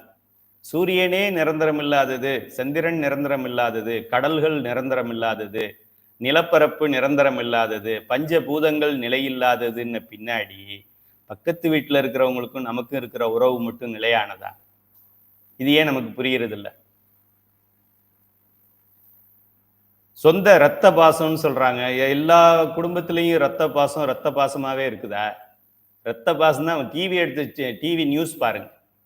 அப்பன் தலையில் மகன் கல்லை தூக்கி போட்டு கொன்றான். இது நேத்து நைட்டு நியூஸ். குடிபோதை. ஆக இந்த உலகத்தில் இருக்கின்ற இந்த கிழக்கு தொடர்ச்சி மலை, மேற்கு தொடர்ச்சி மலை, சூரியன், சந்திரன், நிலா எல்லாமே நிலையற்றதுன்னு சொன்ன பின்னாடி நம்ம நண்பர் மட்டும் நமக்கு நிலையானவர், நட்பு மட்டும் நிலையானதுன்னு சொல்லி இந்த சும்மா இந்த ஜூனியர் வேடன் இதுல குமுதம் குங்குமத்துல படிக்கலாம். உண்மை அதுவல்ல. கடந்த இந்த ஏப்ரல் 1ஆம் தேதியிலிருந்து நீங்க எத்தனை பேரை இழந்திருக்கீங்கன்னு பாருங்க. எவ்வளவு மிஸ் அண்டர்ஸ்டாண்டிங் ஆயிருக்கு, எவ்வளவு பஞ்சாயத்து நடுவுல நடந்திருக்கு. ஒருத்தருக்கும் கிளாரிஃபை பண்ண வேண்டியது இருக்கு. நீங்க நல்லதை நினைச்சு சொல்லியிருப்பீங்க, அது கெட்டதா போயிருந்திருக்கும். நீங்க ஏதோ அப்படியே பர்ஃபெக்டா நடந்துகிட்டு இருப்பீங்க, அதையே எவனாவது ஒருத்தன் குறையா பேசுவோம். ஒன்றும் பண்ண முடியாது. ஏன்னா மாயை அப்படித்தான் இருக்கும். இது நம்ம சைவ சித்தாந்தம் படிச்சுட்டா அது புரிஞ்சு போயிடும். இல்லைன்னா என்ன ஆகும்? அந்த அக்கா அப்படி சொல்லிட்டாங்க, இந்த அக்கா என்கிட்ட பேசுறது இல்லை, இந்த அக்கா முகத்தை திருப்பி போயிட்டாங்க, அப்படிலாம் நம்ம சின்ன சின்ன விஷயத்துக்கெல்லாம் நம்ம மனசை அழட்டிக்குவோம். இதுல என்ன பியூட்டி பாருங்க, அவங்க ஏதோ சொல்லிட்டு அவங்க போயிடுறாங்க ஹாப்பியா. நம்ம தான் உட்காந்து நைட்ல தூக்கம் வராம இருக்கணும். கவலைப்படாதீங்க, சித்தாந்த சுடர் நம்மளை காப்பாத்து, சிவபெருமான் காப்பாத்துவார். ஆக இந்த அனுபவித்து ஒரு ஸ்டேஜில் நம்ம பார்க்கும்போது பல விஷயங்கள், பல இதெல்லாம் நம்ம பார்த்துருக்கோம். ஏதோ ஒரு இதுக்காக ரொம்ப சண்டை போட்டு ஃபைட் பண்ணி ஒரு ப்ராப்பர்ட்டி டிவைட் பண்ணும்போது எனக்கு தான் அங்கே வேணும், எனக்கு இது வேணும், எனக்கு வீடு வேணும், உனக்கு பிளாட் வேணும்னு பிரிச்சிருப்போம். கடைசியாக அந்த வீட்டில் நம்ம மாடி ஏற முடியாது. மாடியை ஆசைப்பட்டு கட்டியிருப்போம். அப்படியே நின்று பால்கனியில் அப்படியே ஸ்டெயின்லெஸ் ஸ்டீல் இதில் போட்டு அதில் ஃபாலிங் இது வச்சு கார்டன்ஸ் வச்சு நைட்டில் அப்படியே கலர் கலர் லேம்ப் எல்லாம் போட்டு அப்படின்னு கட்டுவோம். ஒரு 50 வயசு ஆயிடுச்சுன்னா மாடி ஏற முடியாது. மேலே காக்கா உட்காந்து அசிங்கப்படுத்திக்கிட்டு இருக்கும். ஆக எது நிரந்தரமாக நமக்கு இன்பத்தை தரும் என்று நம்ம சம்பாதிச்ச பணத்தெல்லாம் அதுல போட்டோமோ, அதை கண்ணால பார்க்கறதுக்கு கூட நம்ம உடம்பு இப்போ நம்மள அலோவ் பண்ணல. மாடி ஏற முடியாதுல்ல. பெட் ரிட்டர்ன் ஆயிட்டோம்னா வாசலை கூட பார்க்க முடியாது. ஃப்ரண்ட்ல போர்ட்டிகோ வேணும், போர்ட்டிகோல பில்லர் வேணும். பில்லர் வெறும் சிமெண்ட்ல பூசினா பத்தாது, அதுல மார்பிள் வச்சு ஒட்டணும், அது ஸ்டெப் ஸ்டெப்பா ஒட்டணும். குஜராத் மார்பிள் தான் வேணும்னு சொல்லியிருப்போம். பெட்லேயே படுத்திருக்கும் போது மார்பிள் இருக்கா இல்லையான்னு கூட நமக்கு தெரியாது. ஆக வாழ்க்கையில் எதுவும் நிலையற்றது, சிவபெருமானை தவிர இந்த பிரபஞ்சத்தில் வேறு எதுவும் நிலையற்றது. ஆக நிலையானது சிவபெருமானும் நாமும், நம்முடைய உயிரும். நிலையற்றது மற்ற எல்லாம். இது தெரிஞ்சிருச்சுனாலே நீங்க எல்லாம் 12 திருமுறை படிச்சாச்சு, 14 சாஸ்திரம் படிச்சாச்சுன்னு அர்த்தம். நான் சொல்றது புரியலைன்னா இந்த புத்தகத்தை எடுத்து படி. ஜாக்கிரதை, ஒழுங்கா புரிஞ்சுக்கணும். நானே அந்த புத்தகம் படிக்கல, பயமா இருக்கு. சித்திரை 1ஆம் தேதியிலேருந்து படிக்கலான்னு நினைச்சேன், 10 நாள் ஓடி போயிடுது. சரி, வைகாசி 1ஆம் தேதியிலேருந்து படிக்கலான்னு இப்படியே ஒரு 3 வருஷமா அப்படியே இருக்கு. சரி, இந்த உலக பொருள்கள் நிலையற்றவை. இந்த உலக பொருள்களே நிலையற்றவை என்றால் அதிலிருந்து நமக்கு கிடைக்கின்ற இன்பம் மட்டும் என்ன நிலையானதா? இது திருநெல்வேலி இருட்டுக்கடையால், இருட்டுக்கடையே நிலையற்றது. இன்னொரு 1000 ஆண்டுகளுக்கு அப்புறம் இருட்டுக்கடை எப்படி இருக்கும்? இடிச்சுட்டு வேற ஏதாவது சாஃப்ட்வேர் கம்பெனி கட்டியிருப்பாங்க. இல்லைன்னா அதுவே பெருசா ஏ டு பி சொல்றாங்களே, அடையார் ஆனந்த பவன், அது மாதிரி பெரிய ஒரு இதாயிட்டு. நல்ல இருட்டுக்கடை மட்டும் மாத்தாம வச்சிருக்காங்க. சாந்தி ஸ்வீட்ஸ் எல்லாம் மாறி போயிடும். இருட்டுக்கடை எப்போ போனாலும் இருட்டாவே இருக்கு. இந்த உலக பொருள்கள் நிலையற்றவை, இதனால் கிடைக்கும் இன்பம் நிலையற்றது. இவையெல்லாம் சிற்றின்பம். நீங்க என்ன பண்ணுங்க, வகுப்பு முடிஞ்ச பின்னாடி ஒரு நோட் எடுத்து உங்க வாழ்க்கையில நீங்க இது வரைக்கும் அனுபவிச்சதுலேயே ஒரு உங்களுக்கு ஞாபகம் இருக்கிற இதெல்லாம் எழுதுங்க. முதல்ல என்னென்ன இன்பம். குழந்தை பிறந்தப்போ சந்தோஷமா இருந்தது, கல்யாணம் ஆனப்போ சந்தோஷம் இருந்தது, வீடு வாங்கும்போது சந்தோஷம் இருந்தது, படிச்சு டிகிரி வாங்கும்போது சந்தோஷம் இருந்தது, சைவ சித்தாந்த சூடர் பட்டம் வாங்கும்போது சந்தோஷமா இருந்தது, எல்லாத்தையும் எழுதுங்க. அப்புறம் அதை அசெண்டிங் ஆர்டர்ல பிரிங்க. அதுல இருக்கிறதுலயே பெருசு ரொம்ப சந்தோஷம், அடுத்தது அடுத்தது அடுத்ததுன்னு பிரிங்க. அந்த ரொம்ப சந்தோஷம் கொடுத்தது என்னங்கிறத இப்ப பாருங்க. அது ஏற்கனவே கொஞ்சம் தொந்தரவா தான் ஆயிருக்கும், இல்லைன்னா இன்னொரு 2-3 வருஷத்துல ஆயிடும். ஆக எதுவும் நிலையற்றது. குறிப்பாக சிற்றின்பங்கள், அதுக்கு பெயர் சிற்றின்பம்னு வச்சிட்டாலே அது சின்னதுன்னு அர்த்தம். சம் செகண்ட்ஸுக்குள்ள போயிடும் சில இன்பங்கள். அல்வா சாப்பிட்டா எவ்வளோ நேரம் இன்பமா இருக்கு, காஃபி சாப்பிட்டா எவ்வளோ நேரம். கும்பகோணம் டிகிரி காஃபி 98 மைல்ஸ் போட்டிருப்பான், அங்கே போகாதீங்க. இந்த டிகிரி 42 இது இருக்கணும், இது கொஞ்சம் அது சேர்க்கணும், அது நல்லா ஏற்கனவே பாக்கெட் போட்டு வச்சிருப்பான், அதை வாங்கிட்டு வராதிங்க. அவனை நம்ம முன்னாடியே அடிச்சு தர சொல்லி வாங்கிட்டு வாங்க. நாக்கு எவ்வளோ பேசுது பாருங்க. நீங்க பாட்டுக்கு இது திருவாசகத்தை வாங்கிட்டு வந்துடாதீங்க, சரி வாங்கிட்டு வாங்க, இந்த புத்தகத்தை படிங்க, ஒரு பாடலை ஒரு பதிகத்தை மனப்பாடமா சொல்லுங்க, அந்த மாதிரி பேசுறது இல்லை. நமக்கு நல்லா நம்ம கண் முன்னாடியே அரைச்சு தர சொல்லுங்க அப்படின்னு சொல்லி டிகிரி காப்பி தான் நமக்கு ஆர்வமாக இருக்கின்றது. அப்படியானால் நிலையான பொருள் எது? ஐயா ஏதோ சொல்லிக்கிட்டே இருக்காரு, என்ன எல்லாத்தையும் நிலை இல்லைங்கிறார்.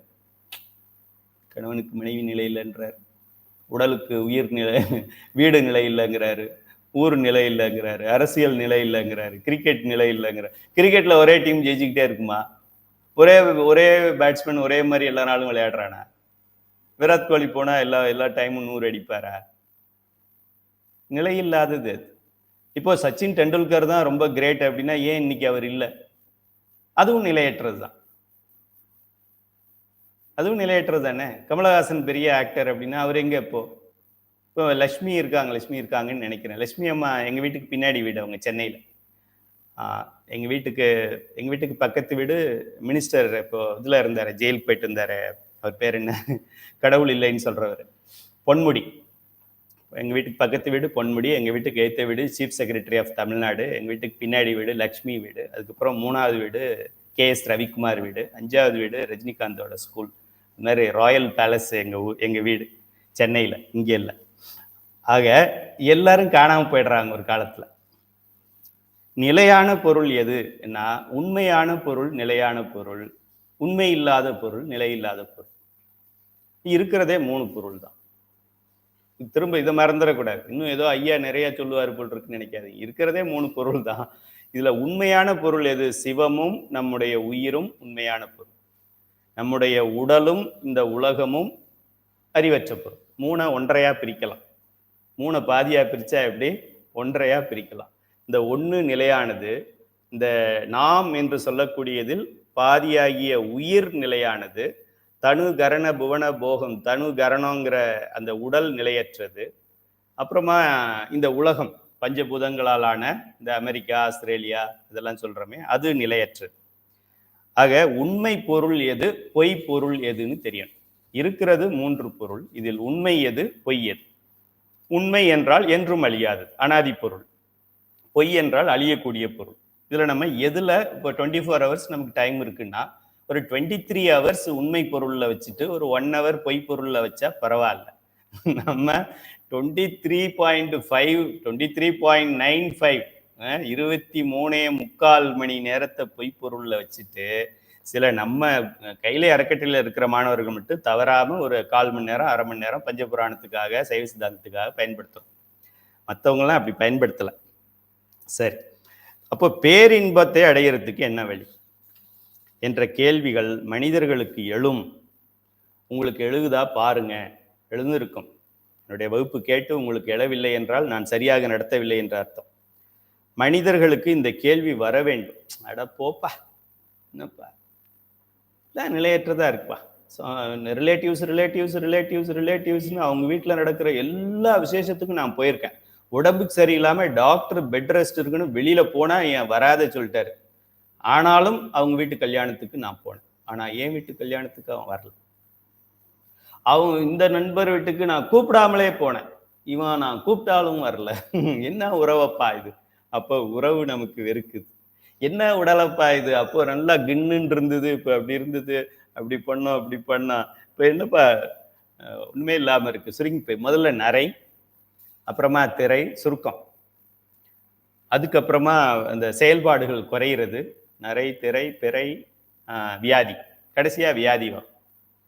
தேஞ்சு போயிடுது இல்லையா, அதனால வியாதி வரும். ஆக இந்த உடலே நாம் பார்த்த உடல் நம்ம டீன் ஏஜில் இருக்கும்போது நம்ம உடல் எப்படி இருந்தது, அதுக்கப்புறம் ஒரு 10 வருஷம் 25 வயசு 30 வயசு வரைக்கும் எப்படி இருந்தோம், 30க்கு அப்புறம் எப்படி இருக்கோம், பார்த்து பார்த்து நம்ம வளர்த்த இந்த உடலே நிலையற்றதா போய்கிட்டு இருக்கும்போது உறவுகள் மட்டும் என்ன நிலையாவா இருக்க போகுது?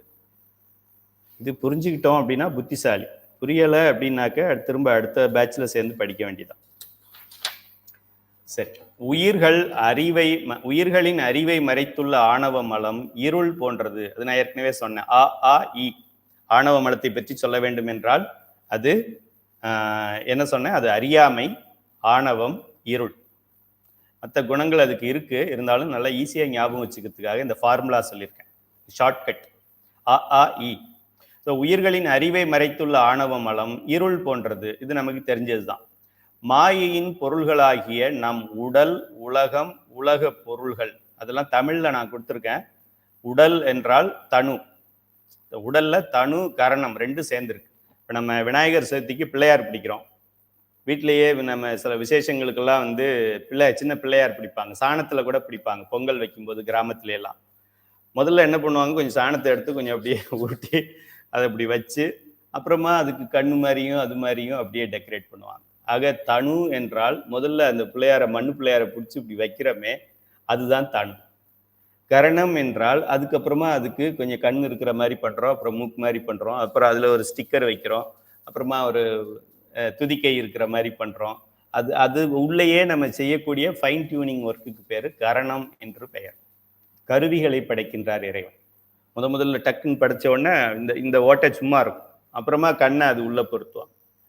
இங்கே இது மாதிரி சும்மா ஒன்று இருக்கும், அப்புறம் அந்த காது கேட்குற மெஷின் மாதிரி அந்த கேட்கின்ற அந்த பொறி புலன் அது ரெண்டையும் அங்கே உள்ள பொருத்துவார்.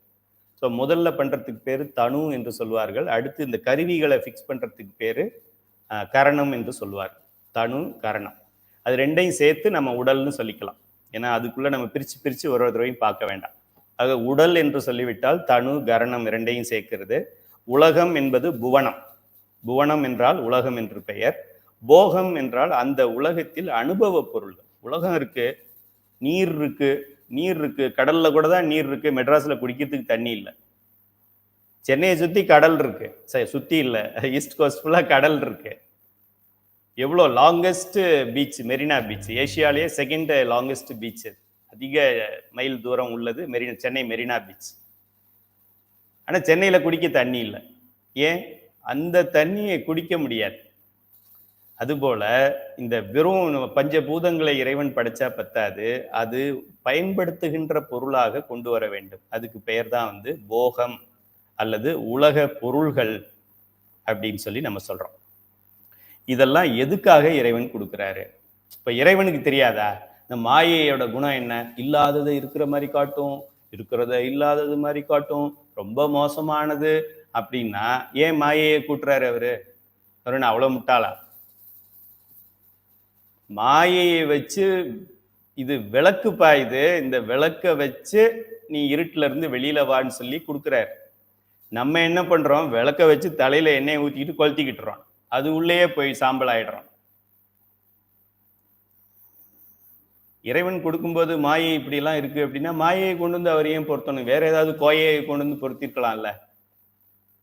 மாயை நமக்கு ஆக்சுவலா மாயா மாயா அப்படிலாம் நம்ம சொன்னாலும் மாயையால் மட்டும்தான் நம்ம உயிரை அறிவை கொடுக்க முடியும், இந்த உலகத்தை கொடுக்க முடியும். தனு கரண புவன போகும். அதுக்கு முன்னாடி உயிர் சும்மா தான் இருந்தது. இந்த உயிருக்கு இருக்கிற ஆணவமல பிடிப்பை நீக்க வேண்டும் என்றால் இதை பிறவியை கொடுக்கிறார் பெருமான். ஆக மாயை மாயை மாயின்னு மாயை ஏதோ ஒரு மோகினி மாதிரி நம்ம இங்கே சித்தரித்தாலும் மாயை நமக்கு அருள் சக்தியாகத்தான் நம்ம பார்க்க வேண்டும். மாயை மட்டும் இல்லைன்னா நம்மளை ஆணவமலத்திலிருந்து நீக்க முடியாது. அதனால தானே இறைவன் அதை செயல்படுத்துறார். ஆக இந்த மாயை என்ற விளக்கை கொண்டு இருளை போக்குவதே நம் வாழ்க்கையின் குறிக்கோள்.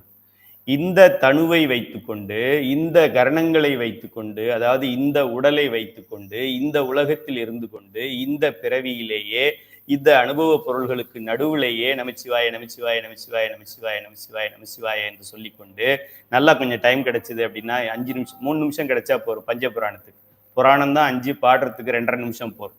2.5 நிமிஷம் டைம் கிடைச்சா ஒரு தடவை பஞ்சபுராணத்தை பாடி விட்டுறலாமே. தோடுடைய செவியன் உடையறிவோர் தூவன் மேசொடி காடுடைய சுடலை பொடி பூசியன் உள்ளம் கவர் கல்வன் ஏழுடைய மலரான் முனைநாள் பணிந்து ஏத்த அருள் செய்த பேழுடைய பிரமாபுரம் மேவிய பெம்மானிவன் என்றே மீதானர்மி விதிர்த்து உன்வரையார்களுக்கு என் கைதான் தலை வைத்து கண்ணீர் ததும்பி வெதும்பி உள்ளம் பொய்தான் தவிந்து உன்னை போற்றி சயசெய்ய போற்றி என்னும் கைதான் நெகிழவிடேன் உடையார் என்னை கண்டுகொள்ளே ஒளிவளர் விளக்கே உழப்பிலா ஒன்றே உணர்வு சொல் கடந்ததோர் உணர்வே தெளிவளர் பளிங்கின் திரைமணக்கின்ற சித்தத்துள் தித்திக்கும் தேனே வெளிவளர் உள்ளத்து ஆனந்த கனிய அம்பலம் ஆடரங்காக ரித்தம் மாறின பாட்டு வர மாட்டேங்குது.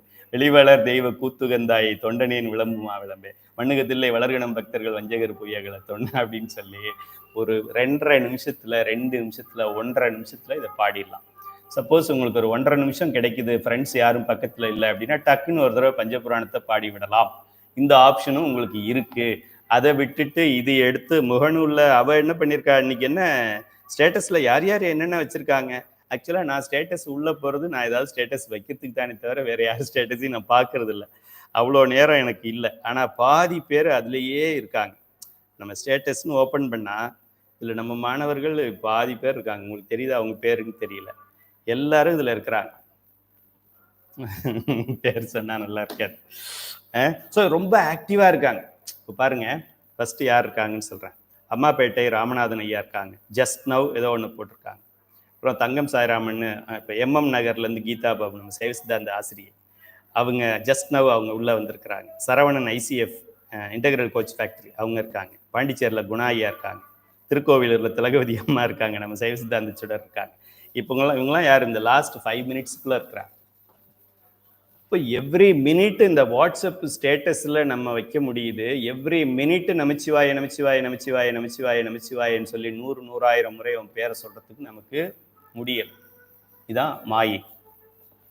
இதை புரிந்து கொண்டவன் புத்திசாலி, புரியாதவன் முத்திசாலி. தங்க கட்டி அல்லாது கோல்டு பிஸ்கட் என்ற மூலப்பொருளை கொண்டு நெக்லஸ், செயின், பிரேஸ்லெட், மோதிரம், தோடு, மூக்குத்தி என்று பல்வேறு பொருள்களை செய்வான் பொற்கொள்ளன் ஆகிய கோல்ட்ஸ்மித். கோல்ட்ஸ்மித்துக்கு ஒரு ரா மெட்டீரியல் இருக்கும், அதை பேஸ் பண்ணி அந்த கோல்டு பிஸ்கெட் சொல்லுவாங்க. பிஸ்கெட்னா பெரிய பிஸ்கெட்டாக இருக்கலாம், சின்ன பிஸ்கெட்டாக இருக்கலாம், பிளேட்டாக இருக்கலாம், ஏதோ ஒரு ஃபார்மில் அது இருக்கும். அதை எடுத்து நமக்கு என்ன கேட்குறோமோ, டிசைன் சொல்கிறோமோ அந்த டிசைன் படி அவர் செஞ்சு தருவார். அந்த டிசைனில் நம்ம அந்த செயினை வாங்கி, நான் செயின் போடுறதில்ல, ஏதாவது ஒரு கோல்டு பொருள் உங்கள்கிட்ட இருக்கிற பொருளை பார்த்துக்கங்க. நீங்கள் போட்டிருக்கிற அந்த gold chain, gold bracelet, gold ring அதெல்லாம் பார்த்துக்கோங்க. அந்த ரிங் வந்து ஒரு 5 இயர்ஸ் 10 இயர்ஸ் ஆயிடுச்சுன்னா அப்புறம் நம்ம என்ன பண்ணுவோம், அதை கொடுத்துட்டு வேற மாற்றுவோம் இல்லையா? நம்ம இந்த ஆஃப்டர் ஆல் ஒரு கோல்டு ரிங்குக்கே பழசை போட்டுட்டு புதுசு எடுக்கிறோம். இந்த உலகம் இந்த உயிர்களுக்காக புதுப்பிக்கப்பட்டு தானே ஆக வேண்டும். இல்லைன்னா அந்த உயிர்கள் புதுசு புதுசாக அனுபவிக்க முடியாது. அதனால இறைவன் என்ன பண்ணுவான், ஒரு 430 கோடி ஆண்டுகள் ஆயிடுச்சு அப்படின்னாக்க, இல்லை ஒரு 1000 கோடி ஆண்டுகள் ஆயிடுச்சு அப்படின்னா இதெல்லாம் எடுத்துட்டு திரும்ப புது உலகத்தை படைப்பார் சிவபெருமான்.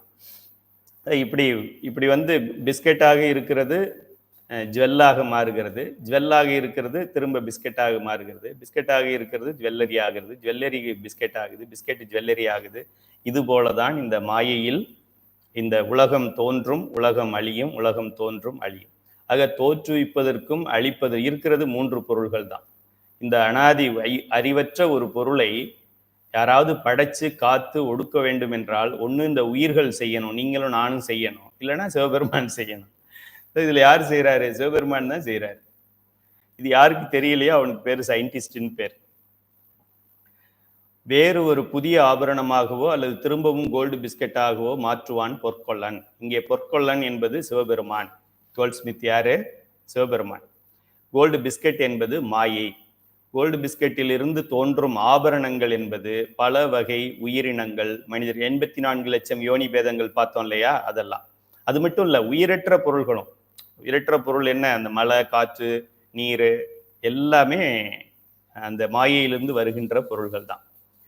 இந்த ஆபரணங்களை மாயேயம், அந்த நோட்ஸ்ல அண்டர்லைன் பண்ணிக்கோங்க. மாயை, அந்த பேராகிராஃப்ல கீழே லாஸ்ட் லைன், மாயேயம், ஆபரணங்கள் மாயேயம், காரிய பொருள் என்று சொல்லுவோம். காரிய பொருளுக்கு பெயர் மாயேயம். இந்த மாயேயம் தோன்றுவதற்கு காரணமாக இருந்தது மாயை. எந்த ஒரு செயினையோ நெக்லஸையோ நீங்க கடையில பார்த்தாலோ அது இதுக்கு முன்னாடி எப்படி இருந்திருக்கும் அப்படின்னு நீங்களே கெஸ் பண்ணிடலாம். அப்படியேவா இருந்தது. கர்நாடகா தமிழ்நாடு பார்டர்ல கோலார்னு ஒரு பிளேஸ் இருக்கு. கோலார் கோல்டு ஃபீல்டு, கேஜிஎஃப்னு சொல்லுவாங்க, கோலார் தங்க சுரங்கம். அங்க என்ன அப்படியே நெக்லஸா உள்ள மண்ணுக்குள்ள இருக்கும், அதை அப்படியே எடுத்து லைட்டா கிளீன் பண்ணி நமக்கு கொடுக்குறாங்களா? இல்ல. அது மண்ணுக்குள்ள எங்கேயாவது ஒரு டன் மண்ணை எடுத்து அது ஃபில்டர் பண்ணா 1 கிராம் கோல்டு கிடைக்கும். அப்படியே 1 கிராமா சேர்த்து வந்து அதெல்லாம் சேர்த்து ஏதோ ஒரு கையில சப்பாத்தி மாவு பிடிக்கிற மாதிரி இப்படி பிடிச்சி அதை கொண்டு வந்து கொடுப்பாங்க. அதை வச்சுதான் ஆர்னமெண்ட்ஸ் பண்றோம். ஆக அந்த மாயையாக இருந்தது தான் விரிவாகி இருக்கின்றது. இது விரிவானது ஒரு காலத்தில் ஒடுங்கும். மாயா விரிஞ்சா அப்படியே விரிஞ்சுக்கிட்டே போய்கிட்டே இருக்கும். சரி, இன்னும் என்ன போகும், இன்னும் எங்க போகும், இன்னும் எங்க போகும் அப்படின்னா போயிட்டு ஒரு நாள் ஒடுங்கும். ஒடுங்கிட்டு திரும்ப ஒடுங்கி அப்படியே நின்ற. எப்ப மாயை விரிகிறது ஒடுங்கும்? அட்வான்ஸ் கோர்ஸ் மாணவர்கள் யோசிச்சு பாருங்க. இந்த மாயையானது மாயேயமாகிறது, அப்புறம் ஒடுங்குது. இந்த ஒடுங்கிறது தோன்றது, உலகம் தோன்றுதல் அழிதல், தோன்றுதல் அழிதல் எப்ப நிற்கும் அப்படின்னா எல்லாரும் சைவ சித்தாந்த சுடர் படிச்சுட்டாங்கன்னா அன்னைக்கே ஸ்டாப் ஆயிடும். அதுக்கு மேல உலகம் தோன்ற வேண்டியதும் இல்லை, அழிய வேண்டியதும் இல்லை.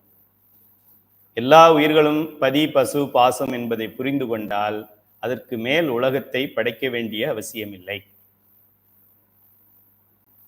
இப்போ யாரால இந்த இது பிரச்சனை லேட் ஆகிக்கிட்டே போய்கிட்டு இருக்குன்னா சிவபெருமானால கிடையாது, உங்களாலையும் என்னாலையும் தான் பிரச்சனை வளவளன்னு இழுத்துக்கிட்டே இருக்கு. சீக்கிரமா சாமி நமச்சிவாய 9 மணி ஆகிறதுக்கு முன்னாடியே சிவபெருமானை வேண்டிடுறப்பா அப்படின்னு இப்பவே ஸ்டார்ட் பண்ணிட்டீங்கன்னா இந்த உலக பிறவிகள் சுத்துறது நின்று போயிடும். ஆக அடைவோம் நாம் போய் சிவபுரத்துள் அணியார் கதவது அடையாமே, பிற்பால் நின்று பேழ்கணித்தால் பெருதற்கரியன் பெருமானே. அப்புறமா வந்து என்னை விட்டுட்டு போயிட்டீங்கன்னு யாரும் சொல்லக்கூடாது. சிவபெருமான் வாய்ப்பு கொடுக்கும் போதே போய் படிச்சிடணும். சரி, ஸோ மாயை என்பது காரியமாகவும் மாயேயம் என்பது காரணமாகவும் இருக்கின்றது. சாரி, மாயை என்பது காரணம், மூலப்பொருள். மாயேயம் என்பது விரிந்த பொருள். மாயேயம் சுருங்கி மாயையாகும், மாயை விரிஞ்சு மாயேயம் ஆகும், மாயேயம் சுருங்கி மாயையாகும். இப்படி மாயேயத்தோட விளையாட்டு நடந்து கொண்டே இருக்கும். கடவுள் உயிர்களை படைக்கவில்லை, நல்லா தெரிஞ்சுக்கணும். மற்ற மதத்தினரை நீங்க போய் பேசும்போது முதல்ல நீங்க அவங்கள்ட்ட இந்த கேள்வியை கேளு, உங்க உயிரை யார் படைச்சதுன்னு கேளு. ஆதாம் படைச்சாரா? ஏவாள் படைச்சாங்களா? ஆதாம் ஏவாளும் உயிரை படைக்க முடியுமா? கணவனும் மனைவியும் உயிரை படைக்க முடியுமா? கணவனும் மனைவியும் உயிருக்கு உடலைத்தான் கொடுக்க முடியும், உயிரை படைக்க முடியாது. உயிரை படைக்கலான்னா எல்லா எல்லா ஹஸ்பண்ட் அண்ட் ஒய்ஃபு நிறைய உயிர்களை படைச்சுக்கிட்டே இருக்கலாம். உயிரை படைக்க முடியாது, உடலைத்தான் கொடுக்கலாம். அதுவும் அவங்க இஷ்டத்துக்கு கொடுத்துக்கிட்டு இருக்க முடியாது, லிமிட்டெட் உடலை தான் அவங்களால கொடுக்க முடியும். ஆக கடவுள் உயிர்களை படைக்கவில்லை.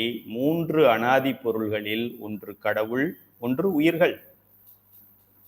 இதுவும் அப்பவே இருந்தது. அதனால உயிரை அவர் படைக்கல. சும்மா மஸ்கிட்டோவை பார்த்தா கூட நீங்க உடனே மஸ்கிட்டோனா அவர் படைச்சிருப்பாரு போல் இருக்குன்னு நினைக்காதீங்க. உயிரை அவர் படைக்கல. இதுல நம்ம ரொம்ப தெளிவாக இருக்க வேண்டும். இப்ப என்னைய படைச்சது யாரு? நேர்முக தேர்வுல இந்த கேள்வி நான் எல்லாத்தையும் கேட்கறது. உங்களை யார் படைச்சதுன்னு கேட்பேன். என்னைய சிவபெருமான் தான் எங்கயா. ஏன்னா ஐயாவுக்கு இந்த ஐயா அந்த பதில தான் எதிர்பார்ப்பாங்கன்னு சொல்லி எல்லாரும் ஸ்டாண்டர்டா சொல்றது, சிவபெருமான் தான் படைச்சாரு.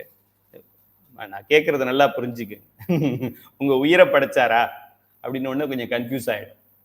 அப்புறம் கொஞ்சம் அந்த பதஷ்டத்துல என்ன சொல்லுவாங்க, இல்ல இல்ல இல்ல இல்ல இல்ல அவரு உடலை படைக்கவில்லை, உயிரைத்தான் படைத்தார் அப்படின்னு சொல்லுவாங்க. இது கேட்டு கேட்டு எனக்கு ஒரே சிரிப்பாயிடுச்சு. உயிரை படைக்கவில்லை, உடலை படைத்தார், தனு கரணத்தை படைத்தார். இந்த தனு கரணமும் இருந்து செயல்படுவதற்கு புவன போகங்களை படைத்தார். இதுல நம்ம தெளிவாக இருக்க வேண்டும். கடவுள் என்று இருந்தாரோ அன்றே இந்த கோடானு கோடி உயிர்களும் இருந்தன. நான் கோடானு கோடின்னு போட்டிருக்கேன், அது பில்லியன்ஸ் அண்ட் மில்லியன்ஸ் குரோர்ஸ், அளவே சொல்ல முடியாது. கடவுள் ஏற்கனவே இருந்த உயிர்களுக்கு கடவுள் உயிர்களை படைக்கவில்லை. உயிர்கள் ஆணவ மலத்தில் ஏற்கனவே பிடிக்கப்பட்டே கிடந்தது. இறைவன் என்ன பண்றாரு, அவருடைய கருணை. நமக்கு என்ன, ஓ அந்த வீட்டுக்காரனும் அந்த வீட்டுக்காரனும் சண்டை போட்டுக்கிட்டு இருக்கான், நமக்கு என்ன இருக்கு? நம்ம வீட்டுல சண்டை போடாம இருந்தா சரி, அவ்வளவுதான். நாய் இடம் போனா என்ன, ஏதோ ஒன்று சொல்லுவாங்க, இடத்துல போனா என்ன, வளத்துல போனா என்ன, நம்ம மேல விழுந்து பிடுங்காம இருந்தா சரி அப்படிங்கிற மாதிரி நம்ம பொதுவா எல்லாருமே நான் சொல்றது எல்லாமே ஒரு 80% வச்சுக்கோங்க. ஐயா சொல்றதுனால நான் அப்படி கிடையாதுன்னு தனியா கோச்சிக்காதீங்க. மெஜாரிட்டி ஒரு 80% மக்கள் அப்படின்னு வச்சுக்கோங்க. ஒரு 20% இதுக்கு விதிவிலக்காக இருப்பார். ஆக நமக்கு என்ன, நம்ம வேலையை பாருங்க அப்படின்னு சொல்லி நம்ம வீட்லயும் அதான் அட்வைஸ் பண்ணுவாங்க. சும்மா அடுத்தவன் பிரச்சனைகள் எல்லாம் போய் உங்க மூக்க நுழைக்காதீங்க. அவனுக்கு அவன் குடும்பத்தை நடத்திக்க தெரியும். நம்ம குடும்பமே இங்க ஆட்டங்காணுது, நீங்க என்ன அடுத்தவனுக்கு போய் பஞ்சாயத்து பண்றீங்க? அப்புறம் அவன் நமக்கு பஞ்சாயத்து பண்றேன்னு வருவான். பேசாம சாப்பிட்டீங்களா, சைவ சித்தாந்தம் படிச்சீங்களா, திருமுறையை பாடிட்டு படுங்க சொல்லு. அதுபோல கடவுள் உயிர்களை படைக்கவில்லை. கடவுள் என்று இருந்தாரோ அன்றே இந்த உயிர்களும் இருந்தன.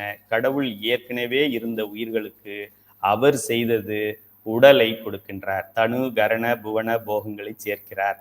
அதாவது உயிர்களுக்கு டிரான்ஸ்லேட் பண்ணி சொல்லியிருக்கேன். தனுன்னா உடல், தனுன்னா தனு கரணம் ரெண்டு சேர்ந்தது உடல், புவனம்னா உலகம், போகங்கள்னா உலகப் பொருள்கள் ஆகியவற்றை சேர்க்கிறார். இது எங்க இருந்து சேர்க்கிறார்? இப்போ சிவபெருமான் இந்த உயிரை காப்பாற்றணும்னு நினைக்கிறார். ஓகே, இதுக்கு பிறவி கொடுக்கணும்னு நினைக்கிறார். இது ஒரு சும்மா ஏதோ ஒரு புள்ளி மாதிரி, நம்ம கரெக்டாக சொல்ல முடியாது என்ன ஷேப்புன்னு. இந்த உயிர் தனியாக கிடந்து தத்தளிச்சுக்கிட்டு இருக்கு. இதுக்காக சிவபெருமான் உடலை கொடுக்கிறார். சிவபெருமான் உடலை கொடுக்கிறார் என்றால் இந்த உடல் அழியக்கூடிய உடல், இது ஜட பொருள். சிவபெருமான் யாரு? அறிவு பொருள். அறிவு பொருள் தன்னுடைய பாக்கெட்ல இருந்து எடுத்து ஒரு ஜட பொருளை கொடுக்க முடியுமா? யோசிக்கணும் அட்வான்ஸ் மாணவர். சிவபெருமான் நமக்கு அழியக்கூடிய ஒரு பொருளை கொடுப்பான். அழியாத உடம்பை தானே நம்ம கொடுத்துருக்கணும். இப்போ இவர் வள்ளலார் அது போல நிறைய சித்தர்கள்லாம் அழியாத உடலை பெறுகிறார்களே, பிறவா நிலைன்னு சொல்றாங்க, மரணமில்லா பெருவாழ்வுன்னு சொல்றாங்களே, அப்படித்தானே அவர் பண்ணியிருந்திருக்கணும். அவர்கிட்ட இருந்து வர்றது எப்படி கெட்ட பொருளா இருக்க முடியும்? அவர் சப்போஸ் அவருடைய உடம்புல எடுத்து நமக்கு ஒரு உடம்பு கொடுத்தாங்க, அது ஒரு மதத்துல அப்படிதான் சொல்லுவாங்க. அவர் ஃபூன்னு ஊதி, அவர் ஊதுனாரு, நமக்கெல்லாம் மூச்சு வந்துருச்சு. அவர் ஊதுனதுல அந்த அந்த மூச்சு காற்று வச்சு நமக்கு மூச்சு. சரி, ஏன்பா சிவபெருமானுடைய மூச்சு காற்று தான் நீயும் சிவன் மாதிரி இருக்க வேண்டியதானே? இல்ல அவர் ஊதும் போது நம்ம ஊதுனாக்கே எப்படி நம்ம இன்னொருத்தர்கிட்ட ஊதுங்க, ஃபூன்னு ஊதுங்க அப்படிம்பாங்க. ஏன்னா வெளியில வரும்போது கார்பன் டை ஆக்சைடு நிறைய வரும், உள்ள போகும்போது கார்பன் போகும், அது ஆக்சிஜன் போகும், வெளியில வரும்போது கார்பன் டை ஆக்சைடா வரும், நாத்தமா இருக்கும். சிவபெருமான் ஏன் உயிர்கள் எல்லாம் இப்படி கீழ்நிலையில இருக்கு அப்படின்னா, அவருடைய அசுத்த காற்று, வெளிக்காற்றை விட்டதுனால உயிர்கள் இப்படி இருக்குதான். இப்படியெல்லாம் ஒரு மதங்கள்ல விளக்கம் கொடுக்குறாங்க பாருங்க. நம்ம கடவுள் ரொம்ப தெளிவா இருக்கிறார். ஏற்கனவே மாயை என்ற ஒரு பொருள் இருக்கின்றது. அந்த மாயை என்கின்ற பொருள் திறமை கொண்டது. அதாவது பொட்டென்ஷியல் இருக்கு. அந்த மாயையை விரிச்சா விரியுது. இப்போ நான் உதாரணத்துக்கு சொல்றேன். ஒரு பலூன் இருக்கு. பலூன் பலூன்ல காத்து இல்லாத பலூன் ஒன்று இருக்கு.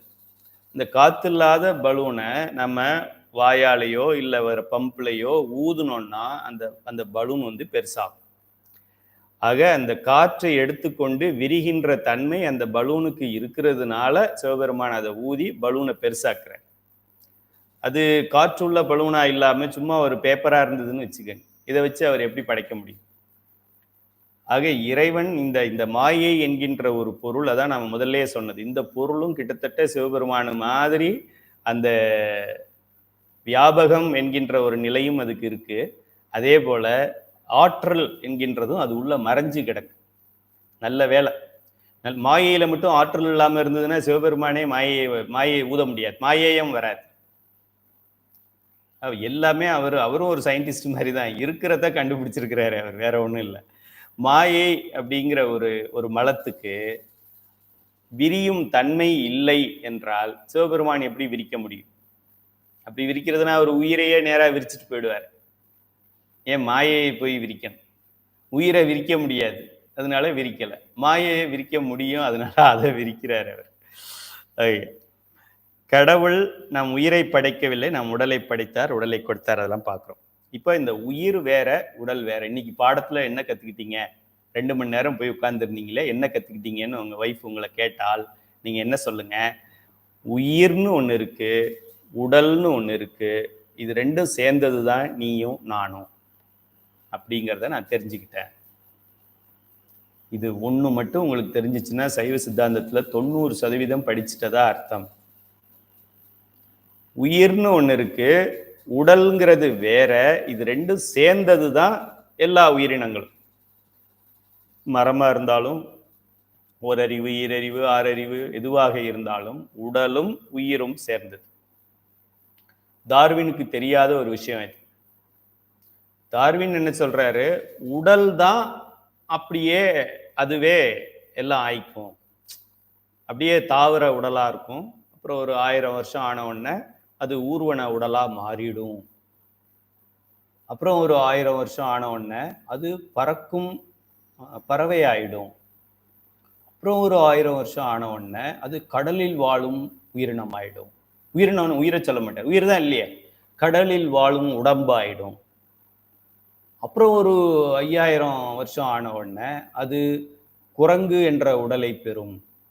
அப்புறம் ஒரு 5000 ஆன உடனே அந்த குரங்கிலேயே சிம்பன்சி என்ற உடலை பெறும். அப்புறம் ஒரு 5000 வருஷம் ஆன உடனே சிம்பன்சி மனிதனாகும். உயிர் இருக்கா இல்லையா டார்வின்? உயிர் கிடையாது. இந்த பாடத்தை கொண்டு போய் நம்ம புத்தகத்துல வச்சிருக்கிறாங்க அரசாங்கம். மெய்தான் அரும்பி விதிர் விதிர்த்து உன் விரையார் கலர்க்கு என் கைதான் தலை வைத்து கண்ணீர் ததும்பி வெதும்பி உள்ளம் பொய்தான் தவிர்ந்து இந்த பாட்டை எடுத்துட்டாங்க அரசாங்கம். ஏற்கனவே யாரோ ஒரு புண்ணியவானோ புண்ணியவதியோ அதை சேர்த்திருக்காங்க, அதை எடுக்கிறாங்க அரசாங்கம். இதை எடுத்துட்டு அதை இன்னும் சேர்க்கிறாங்க. டார்வின் மாதிரி ஒரு என்னன்னு சொல்றது, சயின்டிஸ்டுகளே அப்படித்தான். உலகம் உருண்டைன்னு சொன்ன ஒருத்தனை நடு ரோட்டில் வச்சு தூக்கு போட்டாங்க. மற்ற சயின்டிஸ்ட் எல்லாம் சேர்ந்து முட்டாள்தனமா சொல்றான், உலகத்தை போய் உருண்டைன்னு சொல்றான். உலகம் எப்படா உருண்டையா இருக்கும்? அவனை தூக்கில் மாட்டுங்கடாது. தூக்கில் மாட்டுறதுனா கயிறு ரூம்குள்ளே போட்டு நம்ம சிறைச்சாலையில் பண்ணுறாங்களே அது மாதிரி பண்ணாதீங்க. கொஞ்சம் பேர் தான். அப்போ டிவி எல்லாம் கிடையாது, இல்லை லைவ் ஷோ காமிக்க முடியாது, யூடியூப் லைவ் கிடையாது, ஃபேஸ்புக் லைவ் இல்லை. அதனால என்ன பண்ணாங்க, இனிமே எவனும் உலகம் உருண்டைன்னு சொல்லிடக்கூடாது, இந்த மாதிரி முட்டாள்தனமான ஒரு ரிசர்ச்சை பண்ணி எவனும் உலகம் உருண்டைன்னு சொல்லிடக்கூடாது, இது எல்லாருக்கும் ஒரு படிப்பினையாக இருக்கட்டும். எங்க மெயின் ரோடு இருக்கோ, 4 ரோடும் சேர்ற ஹைவே ஜங்ஷன் எங்க இருக்கோ அந்த நடு ரோட்டில் வைத்து அவனை தூக்கில் ஏற்றுங்க. இவ்வளோ ஒரு முட்டாள்தனமான ஒரு இதை அவன் சொல்றானே அப்படின்னு எல்லா சயின்டிஸ்டும் சேர்ந்து அந்த சயின்டிஸ்டை தூக்கில் மாட்டினாங்க. இது எப்படி இருக்கு? உலகம் உருண்டையா இல்லையா? இப்போ உலகம் உருண்டைன்னு எல்லாம் எழுதிக்கிட்டு இருக்கிறான். இவ்வளோ வேகத்தில் சுத்துகிறது, அப்படி இருக்கிறது, கிராவிடேஷனல் ஃபோர்ஸ் இருக்கிறது. அவர் நியூட்டன் வந்தாரு, இவர் வந்தாரு, ஐன்ஸ்டீன் வந்தாரு, எடிசன் வந்தாரு, முடிசன் வந்தாரு, எல்லாம் கதை எழுதிட்டு இருக்கான். உலகம் உருண்டைன்னு சொன்னவனை தூக்குல மாட்டினவன் தான் சயின்டிஸ்ட். அந்த சயின்ஸை நம்பி நீங்க சிவபெருமான அளக்காதீங்க. ஆக உயிர் என்று ஒன்று உள்ளது, உடல் என்று ஒன்று உள்ளது. உயிரும் உடலும் சேர்ந்ததுதான் இந்த உயிரினங்கள். ஜீவனும் ராசியும் சேர்ந்ததுதான் ஜீவ ராசி. உயிரும் இனமும் சேர்ந்ததுதான் உயிரினம். உயிரெழுத்துக்கள் ஆகிய அ இ கி உ கு ஏ கே ஐ ஓ ஔ இந்த உயிரெழுத்துக்களும் மெய்யெழுத்துக்களாகிய இக்கு இங்கு இச்சு இம்மு இட்டு இரு இவ்வு இல்லு இரு இன்னு சின்ன இன்னு பெரிய இன்னு இந்த உயிரெழுத்தும் இந்த மெய்யெழுத்தும் இணைந்தால்தான் க ஞ ச ஞ ட ந த ந ப ம ய ர ல வ ள ல ர ந. இதுக்காகத்தான் இதை வகுப்புலயே கொடுத்துருக்குறாங்க. அதுக்கப்புறம் இதை நமக்கு படிக்கிறதுக்கு நேரம் இருக்காதுன்னு சார். ஃபர்ஸ்ட் ஸ்டாண்டர்டில் இதுதான் சிலபஸ் நமக்கு. ஆனால் நமக்கு அறிவுக்கு எட்டலை. நமக்கு உயிர் இருக்குங்கிறது நமக்கு எட்டலை, ஏன்னா புத்தகத்தில் சொல்லாததுனால. ஆக உயிர் பிளஸ் மெய் சேர்ந்தது தான் உயிர் மெய். அந்த உயிர் மெய்யாக உயிரும் மெய்யும் சேர்ந்த கலப்பு, ரெண்டு கலப்பு, ஆணும் பெண்ணும் கலக்கிற மாதிரி இந்த உயிரும் உடலும் கலந்து இருக்கின்றது. ஒரு காலத்தில் இது ரெண்டும் பிரிஞ்சிடும், டைவர்ஸ் ஆகிடும். அது டைவர்ஸ் ஆகுறதுக்கு முன்னாடி இந்த உயிரை நம்ம வளர்த்துக்கணும். இந்த உடலை வைத்து இந்த உடல் எதுக்கு கொடுக்கப்பட்டது? நல்லா யோசிச்சு பாருங்க. ஆணவ மலத்துல உயிர் மட்டும் தனியா ஆணவ மலத்துல சிக்கி கிடந்தது. இறைவன் மிகப்பெரிய அறிவாளி புத்திசாலி ஆகிய சிவபெருமான் இந்த உடலை சேர்க்கின்றான். இந்த உடலை அவன் சேர்க்கிறது எதுக்கு? இந்த உயிர் வளர வேண்டும் என்பதற்காக சேர்த்தான். உடல் வளர்றதுக்கு உயிரை பயன்படுத்தலாம். நம்ம என்ன பண்றோம்? உடலை வளர்க்கறதுக்கு இந்த உயிரை பயன்படுத்திக்கிட்டு இருக்கோம். 20 மணி நேரம் வேலை செய்யறது, சம்பாதிக்கிறது, அதை இன்ட்ரெஸ்ட்டுக்கு கொடுக்கறது. உடலை வளர்ப்பதற்கு உயிரை பயன்படுத்துகின்றோம். ஆக்சுவலா இறைவன் கொடுத்தது இந்த உடலை பயன்படுத்தி உயிரை வளர்க்க வேண்டும் என்பதற்காக. இது காமன் சென்ஸ். Common sense. உயிரை வளர்ப்பதற்கு உடலை கொடுத்தானே தவிர உடலை வளர்ப்பதற்கு உயிரை கொடுக்கவில்லை. சிவபெருமான் ஃபவுண்டேஷன் எங்க இருக்குன்னு பார்க்கணும். நம்ம என்ன பண்றோம்? உடலை வளர்க்கின்றோம். நல்லா படிக்கணும், நீட்ல வரணும், ஜேஇ எழுதணும், ஜூனியர் ஜேஇ எழுதணும், ஐஐடியில் படிக்கணும், ஐஏஎம்ல படிக்கணும், டாக்டரேட் வாங்கணும், பெரிய ஒரு 5 லட்சம் சம்பளம் வாங்கணும், யூஎஸ் போகணும். உயிர் என்னாச்சு? அது பாட்டுக்கு இருக்கு, அதனால அதை பத்தி கவலை கிடையாது. அது போற அன்னைக்கு தான் தெரியும் எல்லா சொத்தும் போயிடுச்சு. அமெரிக்காவில் சம்பாதிச்சதை இங்கே எடுத்துக்கிட்டு கூட வர முடியல, அது அங்கேயே போச்சு. எம்ப்ளாய் யூஎஸ்ல இருக்கான், சும்மா கூப்பிட்டு எல்லாத்தையும் என்ன ஆச்சு தெரியுமா, பையன் யூஎஸ்ல இருந்து ஃபோன் பண்ணானா, சும்மா தூங்கி எழுந்துச்சு வந்திருப்பாங்க, என்னமா லேட்டு முற்றோதலுக்குன்னு கேட்டா, பையன் யூஎஸ்ல இருந்து ஃபோன். இவங்க பையன் யூஎஸ்ல இருக்கிறது அங்க முற்றோதல்ல இருக்கிற எல்லாருக்கும் தெரியணுமா? பையன் யூஎஸ்ல இருக்கான் இல்லையா, அவன் போனை பண்ணிட்டான் இல்லையா, அடே யூஎஸ்ல இருந்து அவன் குடும்பத்தை விட்டுட்டு அங்க சம்பாதிச்சு கடைசியா யூஎஸ் கவர்மெண்ட் தான் எடுத்துக்கும், இங்க கூட வந்து சேராது. எது நிலையானது? உயிர் நிலையானது, அனாதியானது. சிவபெருமான் அனாதியானது. மலம் அழியும் தோன்றும், அழியும் தோன்றும், தேவைக்கேற்ற மாதிரி மாற்றுவார் சிவபெருமான். கலியுகத்துல ஒரு மாதிரி வைப்பார். திருவண்ணாமலை ஒரு யுகத்திலையும் ஒரு மாதிரி இருந்ததுன்னு சொல்றாங்க. இப்ப இருக்கிற மாதிரியே அப்போ இல்லை. சிவபெருமான் அப்படியே தீ பிளம்பா நின்று அவர் உருகி ஊத்தும் போது இப்ப இருக்கிற மலை மாதிரி இல்லை.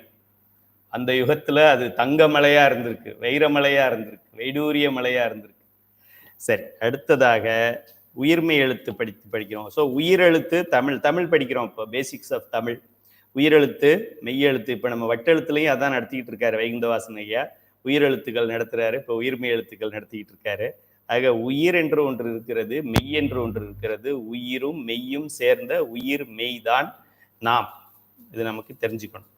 அப்புறம் தமிழ் எழுத்துல ஆயுத எழுத்துன்னு ஒன்று இருக்கு. அக்குன்னு சொல்லுவோம், 3 புள்ளி இருக்கும். அது ஒரு எழுத்து. அக்கு மாதிரி ஒரு என்ன சொல்றது, 2 புள்ளி கீழே 1 புள்ளி மேல, இப்படி ஒரு எழுத்து. சரி, 2 புள்ளி மேல 1 புள்ளி கீழே, இப்படி ஒரு எழுத்து. 2 புள்ளி லெஃப்ட்ல 1 புள்ளி ரைட்ல, அப்படிலாம் ஒரு 4-5 எழுத்தை படைச்சிருக்கலாம்ல, ஏன் படைக்கல? உயிர்கள் பல, மெய்கள் பல. இந்த உயிர் இந்த தடவை புல் பிறவியை எடுக்கின்றது, புல்லாகி, நெக்ஸ்ட் டைம் பூடாகி, நெக்ஸ்ட் டைம் புழுவாகி, நெக்ஸ்ட் டைம் மரமாகி. புல்லாகி பூடாகி மரமாகி சுற்றி சுற்றி சுற்றி சுற்றி சுற்றி வரும்போது மல்டிப்ளிகேஷன் ஆகுது. இந்த உயிரும் மெய்யும் இந்த காம்பினேஷனில் உயிர் 12 மெய் 18ன்னு நம்ம சொன்னாலும் இந்த காம்பினேஷனில் எவ்வளோ வருது? 240 எழுத்து வந்துடுது, 217 எழுத்துன்னு நினைக்கிறேன். அதுபோல் இந்த மல்டிப்ளிகேஷனில் பல பிறவிகளை நாம் எடுத்திருக்கின்றோம், 84 லட்சம் யோனி பேதங்கள். ஆனாலும் மாறாத ஒன்றே ஒன்று சிவபெருமான். 3 பொருள்களில் சிவன் சிங்குலர். அதுபோல தமிழில் அக்கு, இந்த ஈக்குன்னு சொல்லக்கூடிய 3 புள்ளி எழுத்து ஒன்று தான். எவ்வளோ இந்த தமிழ் எப்படி உருவாக்கியிருக்காங்க பாருங்க. சைவ சித்தாந்தத்தை தான் தமிழா சொல்லியிருக்காங்க. மொத்த ஆன்மீக ஞானமும் தமிழ் எழுத்துக்களே நமக்கு உணர்த்துகின்றன. வேற எங்கேயும் போய் படிக்க வேண்டியதில்லை.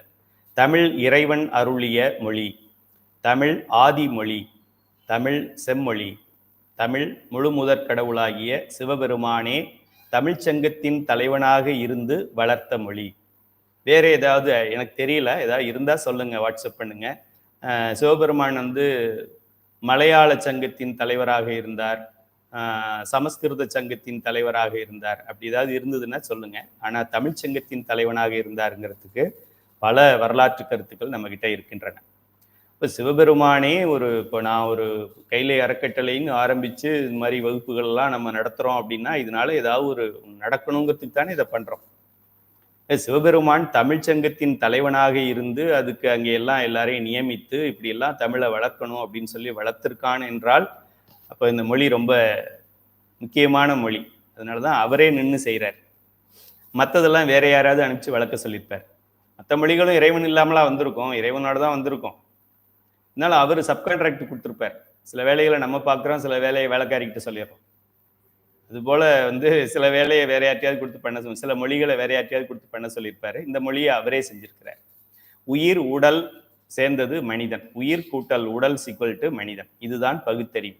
இதை உணர்ந்தவன் தான் பகுத்தறிவாளன்.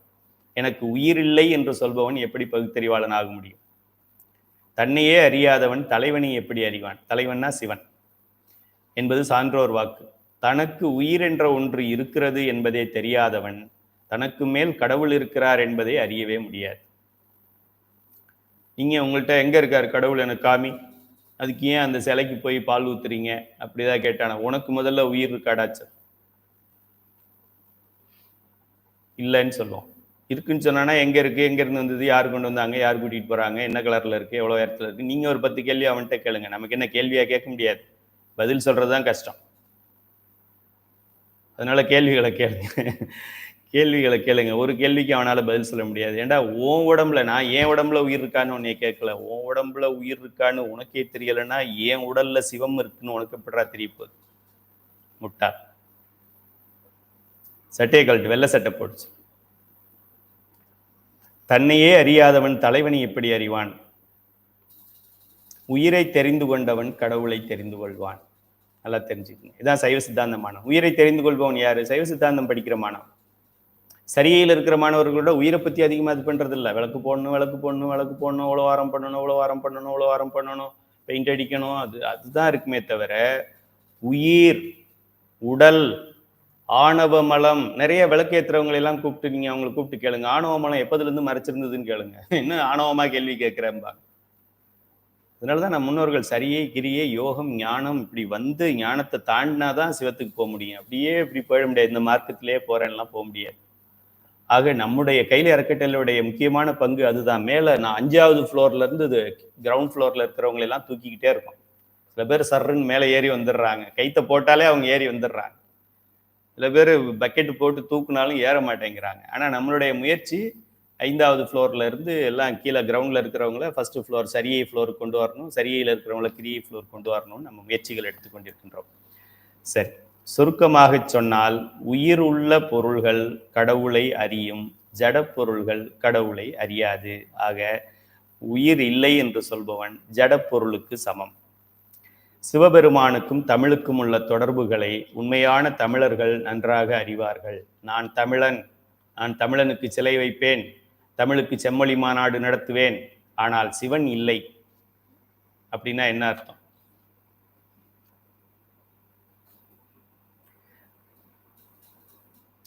உதாரணமாக தமிழில் உயிர் எழுத்துக்கள் 12, பெரிய கோவில். ராஜராஜ சோழன் இதை ரெண்டையும் ஒன்னா வச்சு காமிக்கிறார். உயிரெழுத்துக்கள் 12 எழுத்துக்கள் இருக்கு. அ ஆ இ ஈ உக்குன்னு 12 எழுத்துக்கள் இருக்கின்றது. 12 எங்கேயாவது அங்க காமிக்கிறதுக்காக பெரிய கோவில் போனீங்கன்னா, தஞ்சை பெரிய கோவில் பிக் டெம்பிள் போனா சிவலிங்கத்தின் உயரத்தை 18 அடிகளில் அமைத்திருக்கின்றான் ராஜராஜ. சாரி, உயிரெழுத்துக்கள் 12 தானே, 12 அடியில் அமைச்சிருக்கார். மெய்யெழுத்துக்கள் 18. சிவலிங்க பீடத்தின் உயரம் 18 அடிகள். கீழே இருந்து நீங்க அளந்தீங்கன்னா 18 அடிகள்.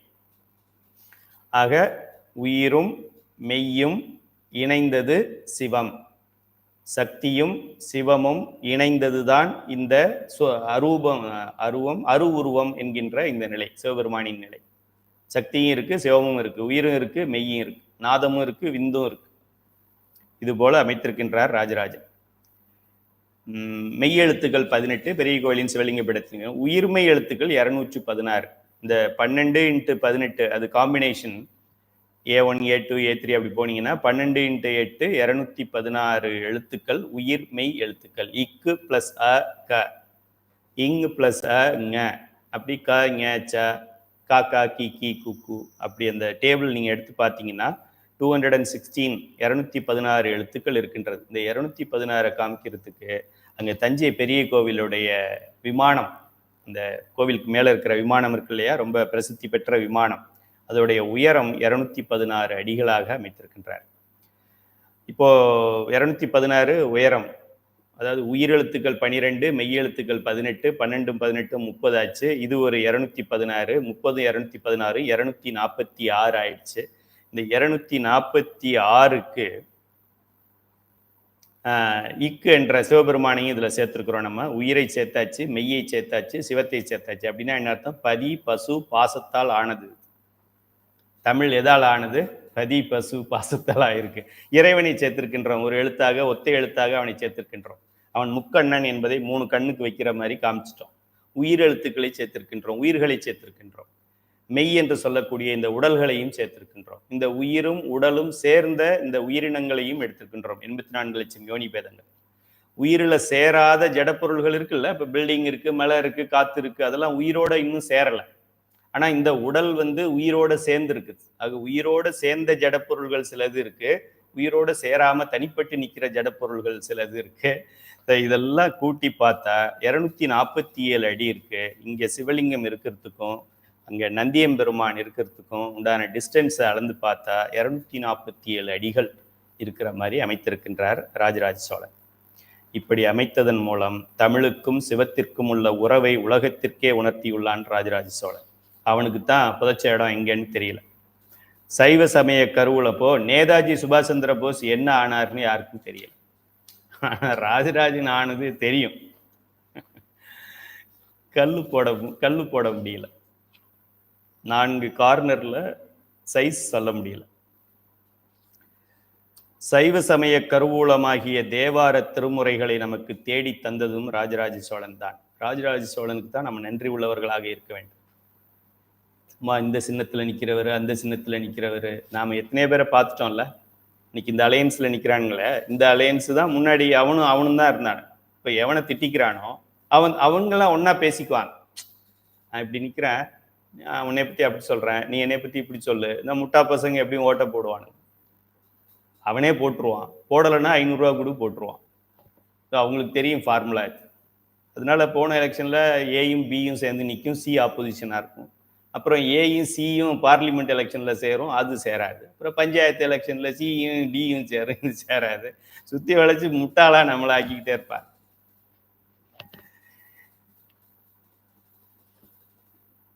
திருமுறைகளை நமக்கு தேடி தந்ததும் ராஜராஜ சோழன் தான்.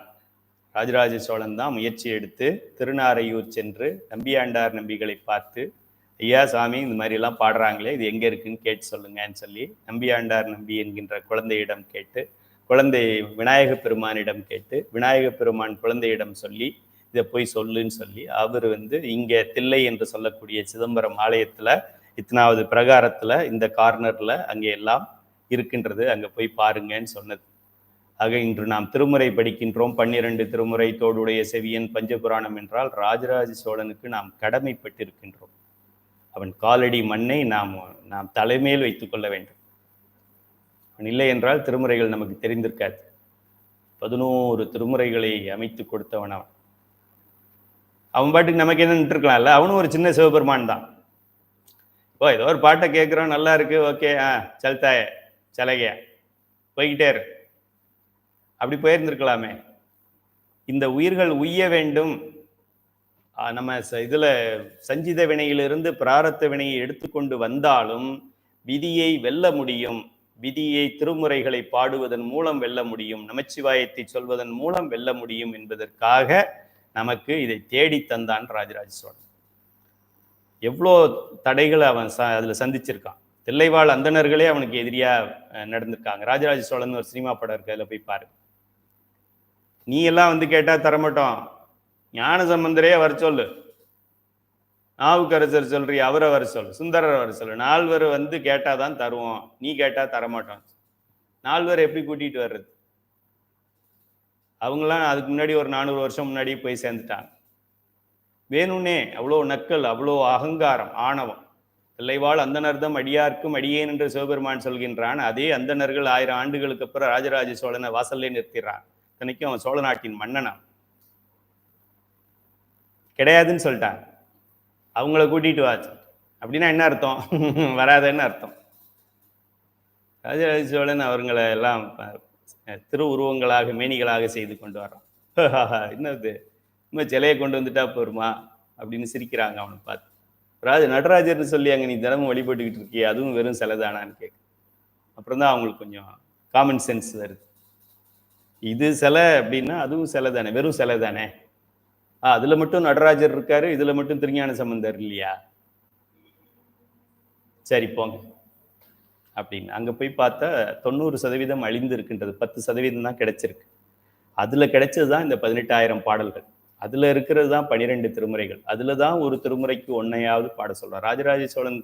இந்த இப்ப நம்ம பண்ணிக்கிட்டு இருக்கிற நிலையை இப்ப நம்மளை விடுங்க, மற்றவர்கள் இப்ப பொதுவாக திருமுறை பாடாதவர்களின் நிலையை பார்த்து ராஜராஜன் ஒருவேளை இப்ப வந்தான்னு வச்சுக்கோங்க, ஆவியாவோ இல்ல வேற ஒரு பிறவி எடுத்தோ வந்து பார்த்தா, உங்களுக்காகவா நான் இவ்வளவு கஷ்டப்பட்டேன்னு சொல்லுவானா? சொல்ல மாட்டான். சிவபெருமானாவது அட்ஜஸ்ட் பண்ணிக்குவார். மாணிக்க வாசகர் வர்றாருன்னு வச்சுக்கோங்க. இன்னும் திருவாசகம்னா என்னன்னே தெரியல, தமிழ்நாட்டில் எல்லாம் எனக்கு பரம்பரை ஃபுல்லாக தமிழ்நாடுன்னு சொல்கிறேன், திருவாசகம் புத்தகத்தையே நீ இன்னும் பார்த்தது இல்லையான்னு கேட்டு வருத்தப்படுவார். நைட் ஃபுல்லாக உட்காந்து சொன்னேனே இந்த பாடத்தை அப்படின்னு சொல்லுவார். சரி, தமிழுக்கும் சிவத்திற்கும் நமக்கு திருமுறைகளே இல்லை. தேவாரத்தில் குறிப்பிட்டுள்ளபடி பல்வேறு சிற்பங்களை பெரிய கோயில் கோபுரத்திலும் விமானத்திலும் ஆலய சுவர்களிலும் அமைத்து திருமுறைகளுக்கு பெருமை சேர்த்துள்ளான் ராஜராஜ சோழன். இது போன்ற காரணங்களுக்காக ராஜராஜ சோழனை தமிழர்களாகிய நாம் தமிழை தாய்மொழியாக வேறு கொண்டுள்ளோம். நாம் தமிழர்களாகிய நாம் எந்த உட்பிரிவினர், எந்த ஜாதி, இந்த ஜாதியா அந்த ஜாதியா அது முக்கியம் இல்லை. தமிழன் என்று சொன்னால் தமிழுக்கு கடமைப்பட்டிருக்கின்றோம். தமிழ் என்றால் சிவம். அதை நமக்கு சொன்னவன் ராஜராஜ சோழன். அவனுக்கும் நம்ம கடமைப்பட்டிருக்கின்றோம். திருமுறைகளை தொடர்றதுக்கு முன்னாடி ராஜராஜ சோழன் ஞாபகம் வரமாட்டேங்குது. நன்றி கெட்ட ஜீவன்களாக இருக்கின்றோம் நாம். சரி, ராஜராஜ சோழனை தமிழர்களாகிய நாம் நன்றியுடன் வணங்கி போற்றுவோம். அதோட பாட முடியும். அடுத்த அலகில் உலகம் எப்படி தோன்றியது என்பதை பற்றி சிந்திப்போம். சரி, இந்த அளவோட பாடம் முடிந்தது.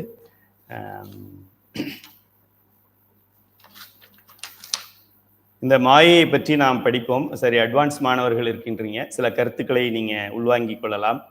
நம்மளுடைய மாயையை இறைவன் தனு கரண புவன போகங்களை கொடுத்தான் என்று சொல்கின்றோம். தனு கரண புவன போகம் என்றால் 36 தத்துவங்கள் என்று பெயர். 36 தத்துவங்கள்னு சொன்னாலும் தனு கரண புவன போகம்னு சொன்னாலும் ரெண்டும் ஒன்று தான். இது 4 தான் தனித்தனியாக சொல்கிறோம், அதை 36 தத்துவங்கள் என்று சொல்கின்றோம். ஆக இறைவன் மாயை என்கின்ற ஒரு பொருள் இருக்கின்றது. அந்த மாயை விரித்தால் விரியக்கூடியது. என்ன உங்களுக்கு உதாரணம் சொல்றது? சப்பாத்தி மாவு இழுத்தா வரும், பரோட்டா மாவு இழுத்தா வரும், ஆனால் தோசை மாவு இழுத்தா வராது. அதுபோல இந்த பொட்டென்ஷியல் இழுத்தால் வரக்கூடிய விரிவாக்கம் செய்யக்கூடிய மாயேயம் ஆகக்கூடிய தகுதியுடைய மாயை என்கின்ற பொருளை செயல்படுத்துகின்றான். புண்ணு ஊதுறாரு, ஊதி பெருசு பண்றாரு. தனுவாகு, கரணமாக, புவனமாக, போகமாக அப்படின்னு சொல்லி அவர் ஊதுகின்றார். அப்படி இந்த தனு, கரண, புவன, போகங்கள் என்பது 36 தத்துவங்களை குறிக்கின்றது. 36 தத்துவங்கள் நாம் எங்கே இருந்து பார்க்கின்றோம்? மாயையிலிருந்து மாயைக்குள் இறைவன் இறங்கி இந்த உயிர்களுக்காக இறங்குறார். சேத்துக்குள்ள இறங்குறார். அவர் மேல செயற்படாது, இருந்தாலும் சேத்துக்குள்ள இருந்து அவர் செயல்பட வேண்டியது இருக்கு. ஏன்னா உயிரோட ஒன்றாயும் உடனாயும் அவர் இருக்கணுங்கிறதுனால, நான் மாயைக்குள்ள நான் வரமாட்டேன், ஆனா இந்த உயிர்கள் மேல நான் கருணையை வச்சிருக்கிறேன் அப்படின்னா சும்மா வெளியில இருந்தே வேடிக்கை பார்த்துக்கிட்டு இருக்க வேண்டியது. சும்மா மைக்கில் சொல்லலாம். இப்போ எலெக்ஷனில் சொல்கிறாங்களே அது போல் எல்லா உயிர்களும் ஆணவ மலத்தை விட்டு நேரடியாக சிவஞானத்தை பெறவும்னு அனௌன்ஸ்மெண்ட் தான் பண்ணிட்டு இருக்க முடியும். அப்படி கிடையாது நம்ம சிவபெருமான். மற்றவங்க எல்லாரும் அப்படி அனௌன்ஸ் பண்ணிட்டு ஓடி போயிடும். சிவபெருமான் அப்படி இல்லை, ஜம்ப் பண்ணுறாரு, செப்டிக் டேங்க்குள்ள குதிக்கிறார், குதிச்சு உள்ளேயே அவர் தூக்கிட்டு வர்றார். ஃபயர் சர்வீஸ்ல இருந்து காப்பாத்துறாங்கல்ல, ஏதோ ஒரு நாய் கிணற்றுக்குள் விழுந்து விட்டது, தீயணைப்பு படையினர் வந்து காப்பாற்றினார்கள்ங்கிற மாதிரி தான் நம்ம ஆணவ மலத்துக்குள் விழுந்து விட்டது, சிவபெருமான் ஃபயர் சர்வீஸுக்கு ஃபோன் பண்ணி அவர் வந்து குதிச்சு எடுத்துக்கொண்டு வந்து உயிரோட நம்மளை வெளியில கொடுக்குறாரு. ஆக சிவபெருமான் இந்த உயிர்களுக்காக செய்கின்றார். இந்த 36 தத்துவங்களை நாம் செய்யும் பொழுது முதலில் 5 தத்துவங்கள் சிவ தத்துவங்கள் என்று சொல்கின்றோம். அங்கே ஆன்மா இன்னும் நேரடியாக அதில் தொழில் படுறது இல்லை. இதெல்லாம் கார்ப்பரேட் ஆஃபீஸ் என்று படிக்க போகிறோம் அடுத்த பாடத்தில். அடுத்ததாக அசுத்த மாயை. அசுத்த மாயையில் இருக்கின்றது வித்யா தத்துவங்கள், 7 தத்துவங்கள் இருக்கின்றன. அதுக்கும் கீழே இருக்கிறது பிரகிருதி மாயை, சுத்த மாயை, சுத்த அசுத்தம். அதில் தான் நம்ம இருக்கிறோம். நம்ம பெரிய ஏதோ ஒயிட் ஷர்ட் போட்டிருக்கிறதுனாலையும் நல்லா ஃபேர் அண்ட் லவ்லி போட்டிருக்கிறது, கார்னியர் போட்டிருக்கிறதுனால நம்ம சுத்த மாயைன்னு நினச்சிக்கிறோம். சுத்த மாயை கிடையாது, அசுத்த மாயைக்குள்ளதான் இருக்கும். அசுத்த மாயைக்குள்ள எப்படி நம்ம சுத்தமாக இருக்க முடியும்? ஆன்மா தத்துவங்கள் 24 அசுத்தமாயை. இப்போ அட்வான்ஸ் மாணவர்கள் தெரிந்து கொள்ளவும், நம்மளுடைய ஆன்மாக்கள் 3 நிலைகள் இருக்கின்றன. இப்போ தியேட்டர்ல போனாக்க first class, second class, third கிளாஸ்ன்னு சொல்ற மாதிரி ஆன்மாக்கள் முதலில் கேவல நிலையில் இருந்தன. இந்த கேவல நிலையிலிருந்து இந்த தனு, கரண, புவன, போகங்களை கொடுத்து, பிறவியை கொடுத்து, இந்த உடலை கொடுத்துட்ட உடனே என்ன ஆகுது? சகல நிலைக்கு வந்து விடுகின்றன. செப்டிக் டேங்க்ல இருந்து தூக்கி மேல உட்கார வச்சாச்சு, வெளியில கொண்டு வந்துச்சு. அது உள்ள இருந்தது கேவல நிலை, தூக்கி மேல உட்கார வச்சிருக்கு. இன்னும் மேலே எல்லாம் இதுதான் இருக்கு, டட்டு தான் இருக்கு, இருந்தாலும் மேல உட்கார வச்சிருக்கு என்பது சகல நிலை. இந்த நிலை இப்ப நம்ம இருக்கிறது அந்த நிலை தான். நம்ம ரொம்ப பர்ஃபெக்டா இருந்தோம்னா நம்ம ஏன் மாயைக்குள்ள விழுகிறோம்? இது சகல நிலை என்று பெயர். இந்த சகல நிலையிலிருந்து இந்த ஆன்ம தத்துவங்களை எல்லாம் கடந்து இந்த உயிர் வந்து கண்ணில் பார்ப்பது பொய், சிவம் மட்டும்தான் உண்மை. காதில் கேட்பதெல்லாம் பொய், சிவம் மட்டும்தான் உண்மை. அப்புறம் மூக்கால் நுகர்வதெல்லாம் பொய். பொய்னா என்ன? டெம்பரவரி. பொய்னாக்க இல்லைன்னு இல்லை, டெம்பரவரி, அழியக்கூடியது. கொஞ்ச நேரம் என்ன ஸ்மெல்ல, ஓ மல்லிகைப்பூவா அப்படின்னு, அப்படியே ஒரு 5 hours கழிச்சுட்டு என்ன ஆகுது? தூக்கிப்படு நேரத்து அப்படி சொல்றோம். 5 hours முன்னாடி ஆஹா அப்படி சொல்றோம், 5 hours அப்புறம் தூக்கி போடு சொல்றோம். அதே மல்லிகைப்பூ தான். ஆக அந்த அந்த ஸ்மெல் என்கின்ற ஃப்ராக்ரன்ஸ் நிலையற்றது, மாறுகின்ற தன்மையுடையது. கேட்பது மாறுது, பார்க்கறது மாறுது, பேசுறது மாறுது, செயல் மாறுது. ஆக இவையெல்லாம் நிலையற்ற பொருள்கள், நிலையற்ற ஒன்று. இதுதான் நம்ம மாயை என்று சொல்கின்றோம். ஆக இந்த உயிர்கள் இந்த கேவல நிலையிலிருந்து இதெல்லாம் தெரிஞ்சுக்கிட்டு, இந்த இந்த பூமி நிலையற்றது, என்னுடைய உறவுகள் நிலையற்றது, என்னுடைய உடலே நிலையற்றது, என்னுடைய உடலும் என்னுடைய நண்பனுடைய உடலுமே நிலையற்றது, அப்புறம் எங்க 2 பேருக்குள்ள இருக்கிற உறவு மட்டும் எப்படி நிலையானதா இருக்க முடியும்? சிம்பிள் லாஜிக் தானே. நானும் என்னுடைய குழந்தையும் நிலையற்றது, உடல் நிலையற்றது. அப்படிங்கும்போது எங்களுக்குள்ள இருக்கிற உறவு மட்டும் எப்படி நிலையானதா இருக்கும்? 60 வருஷம் ஆனாக்க நம்மளை யாருன்னு கேட்போம். டாடி டாடிம்பாங்க, அப்பா போயிட்டாரு அப்படின்னு கேட்டா பாடி எப்போ எடுக்கிறாங்கன்னு கேட்பாங்க. டேடிக்கும் பாடிக்கும் அதே சேம் ஃபோன்ல ஸ்டார்டிங்ல டேடி இருக்கும், கடைசியில பாடி இருக்கும். இதுதான் நம்ம லைஃப். ஸோ இதுதான் நம்ம பர்மனெண்ட்னு நினைக்கிறோம். ஆக இந்த உலகம் ஆன்ம தத்துவங்களில் நாம் பட்டு, இந்த அறிவு இதில் எல்லாம் சுழன்று இந்த நிலையில் இருக்கின்றதுக்கு சகலர் என்று பெயர். இந்த நிலையை தாண்டி நம்மளுடைய ஆன்மா வித்யா தத்துவங்கள் என்று சொல்லக்கூடிய காலம், நியதி, கலை, வித்தை, அராகம், புருடன் அந்த நிலைக்கு செல்கின்ற பொழுது அதுக்கு பிரளயகலர் என்று பெயர். பிரளயம். அந்த அறிவு நமக்கு எப்போ ஒடுங்கும்? பிரளய காலத்தில் தான் ஒடுங்கும். அதையும் தாண்டி நம்ம சுத்த வித்தைக்கு போகின்ற நிலை, அந்த மாதிரி ஆன்மாக்கள் இருக்கு. சுத்த வித்தை இல்ல, சிவ தத்துவங்கள். முதல் 5 தத்துவங்களுக்கு நம்முடைய ஆன்மா அங்கே செல்லுகின்ற நிலைக்கு பெயரு விஞ்ஞானகலர் என்று பெயர். ஆக கேவலர், சகலர், பிரளயகலர், விஞ்ஞானகலர் என்று ஆன்மாக்களுக்கு எப்படி சரியை கிரியை யோகம் ஞானம் சொல்றோமோ, அரும்பு மலர் காய் கனி என்று சொல்கின்றோமோ, அதுபோல ஆன்ம வளர்ச்சியில் இந்த மலங்களின் பிடிகளை வைத்து, கேவலம்ங்கிறதே கேவலம், அதை விட்டுருங்க, ஒன்லி ஆணவ மலத்துல கிடந்தது. மீதி இருக்கிற 3, இப்ப நம்ம இருக்கிற சகலம் என்று சொல்லக்கூடியது, நமக்கு ஆணவ மலம் இருக்கின்றது, கண்ம மலம் இருக்கின்றது, மாயா மலமும் நமக்கு இருக்கின்றது. இந்த ஆன்ம தத்துவங்கள் 24 தாண்டி நம்ம மேல ரைஸ் ஆகும்போது நமக்கு இந்த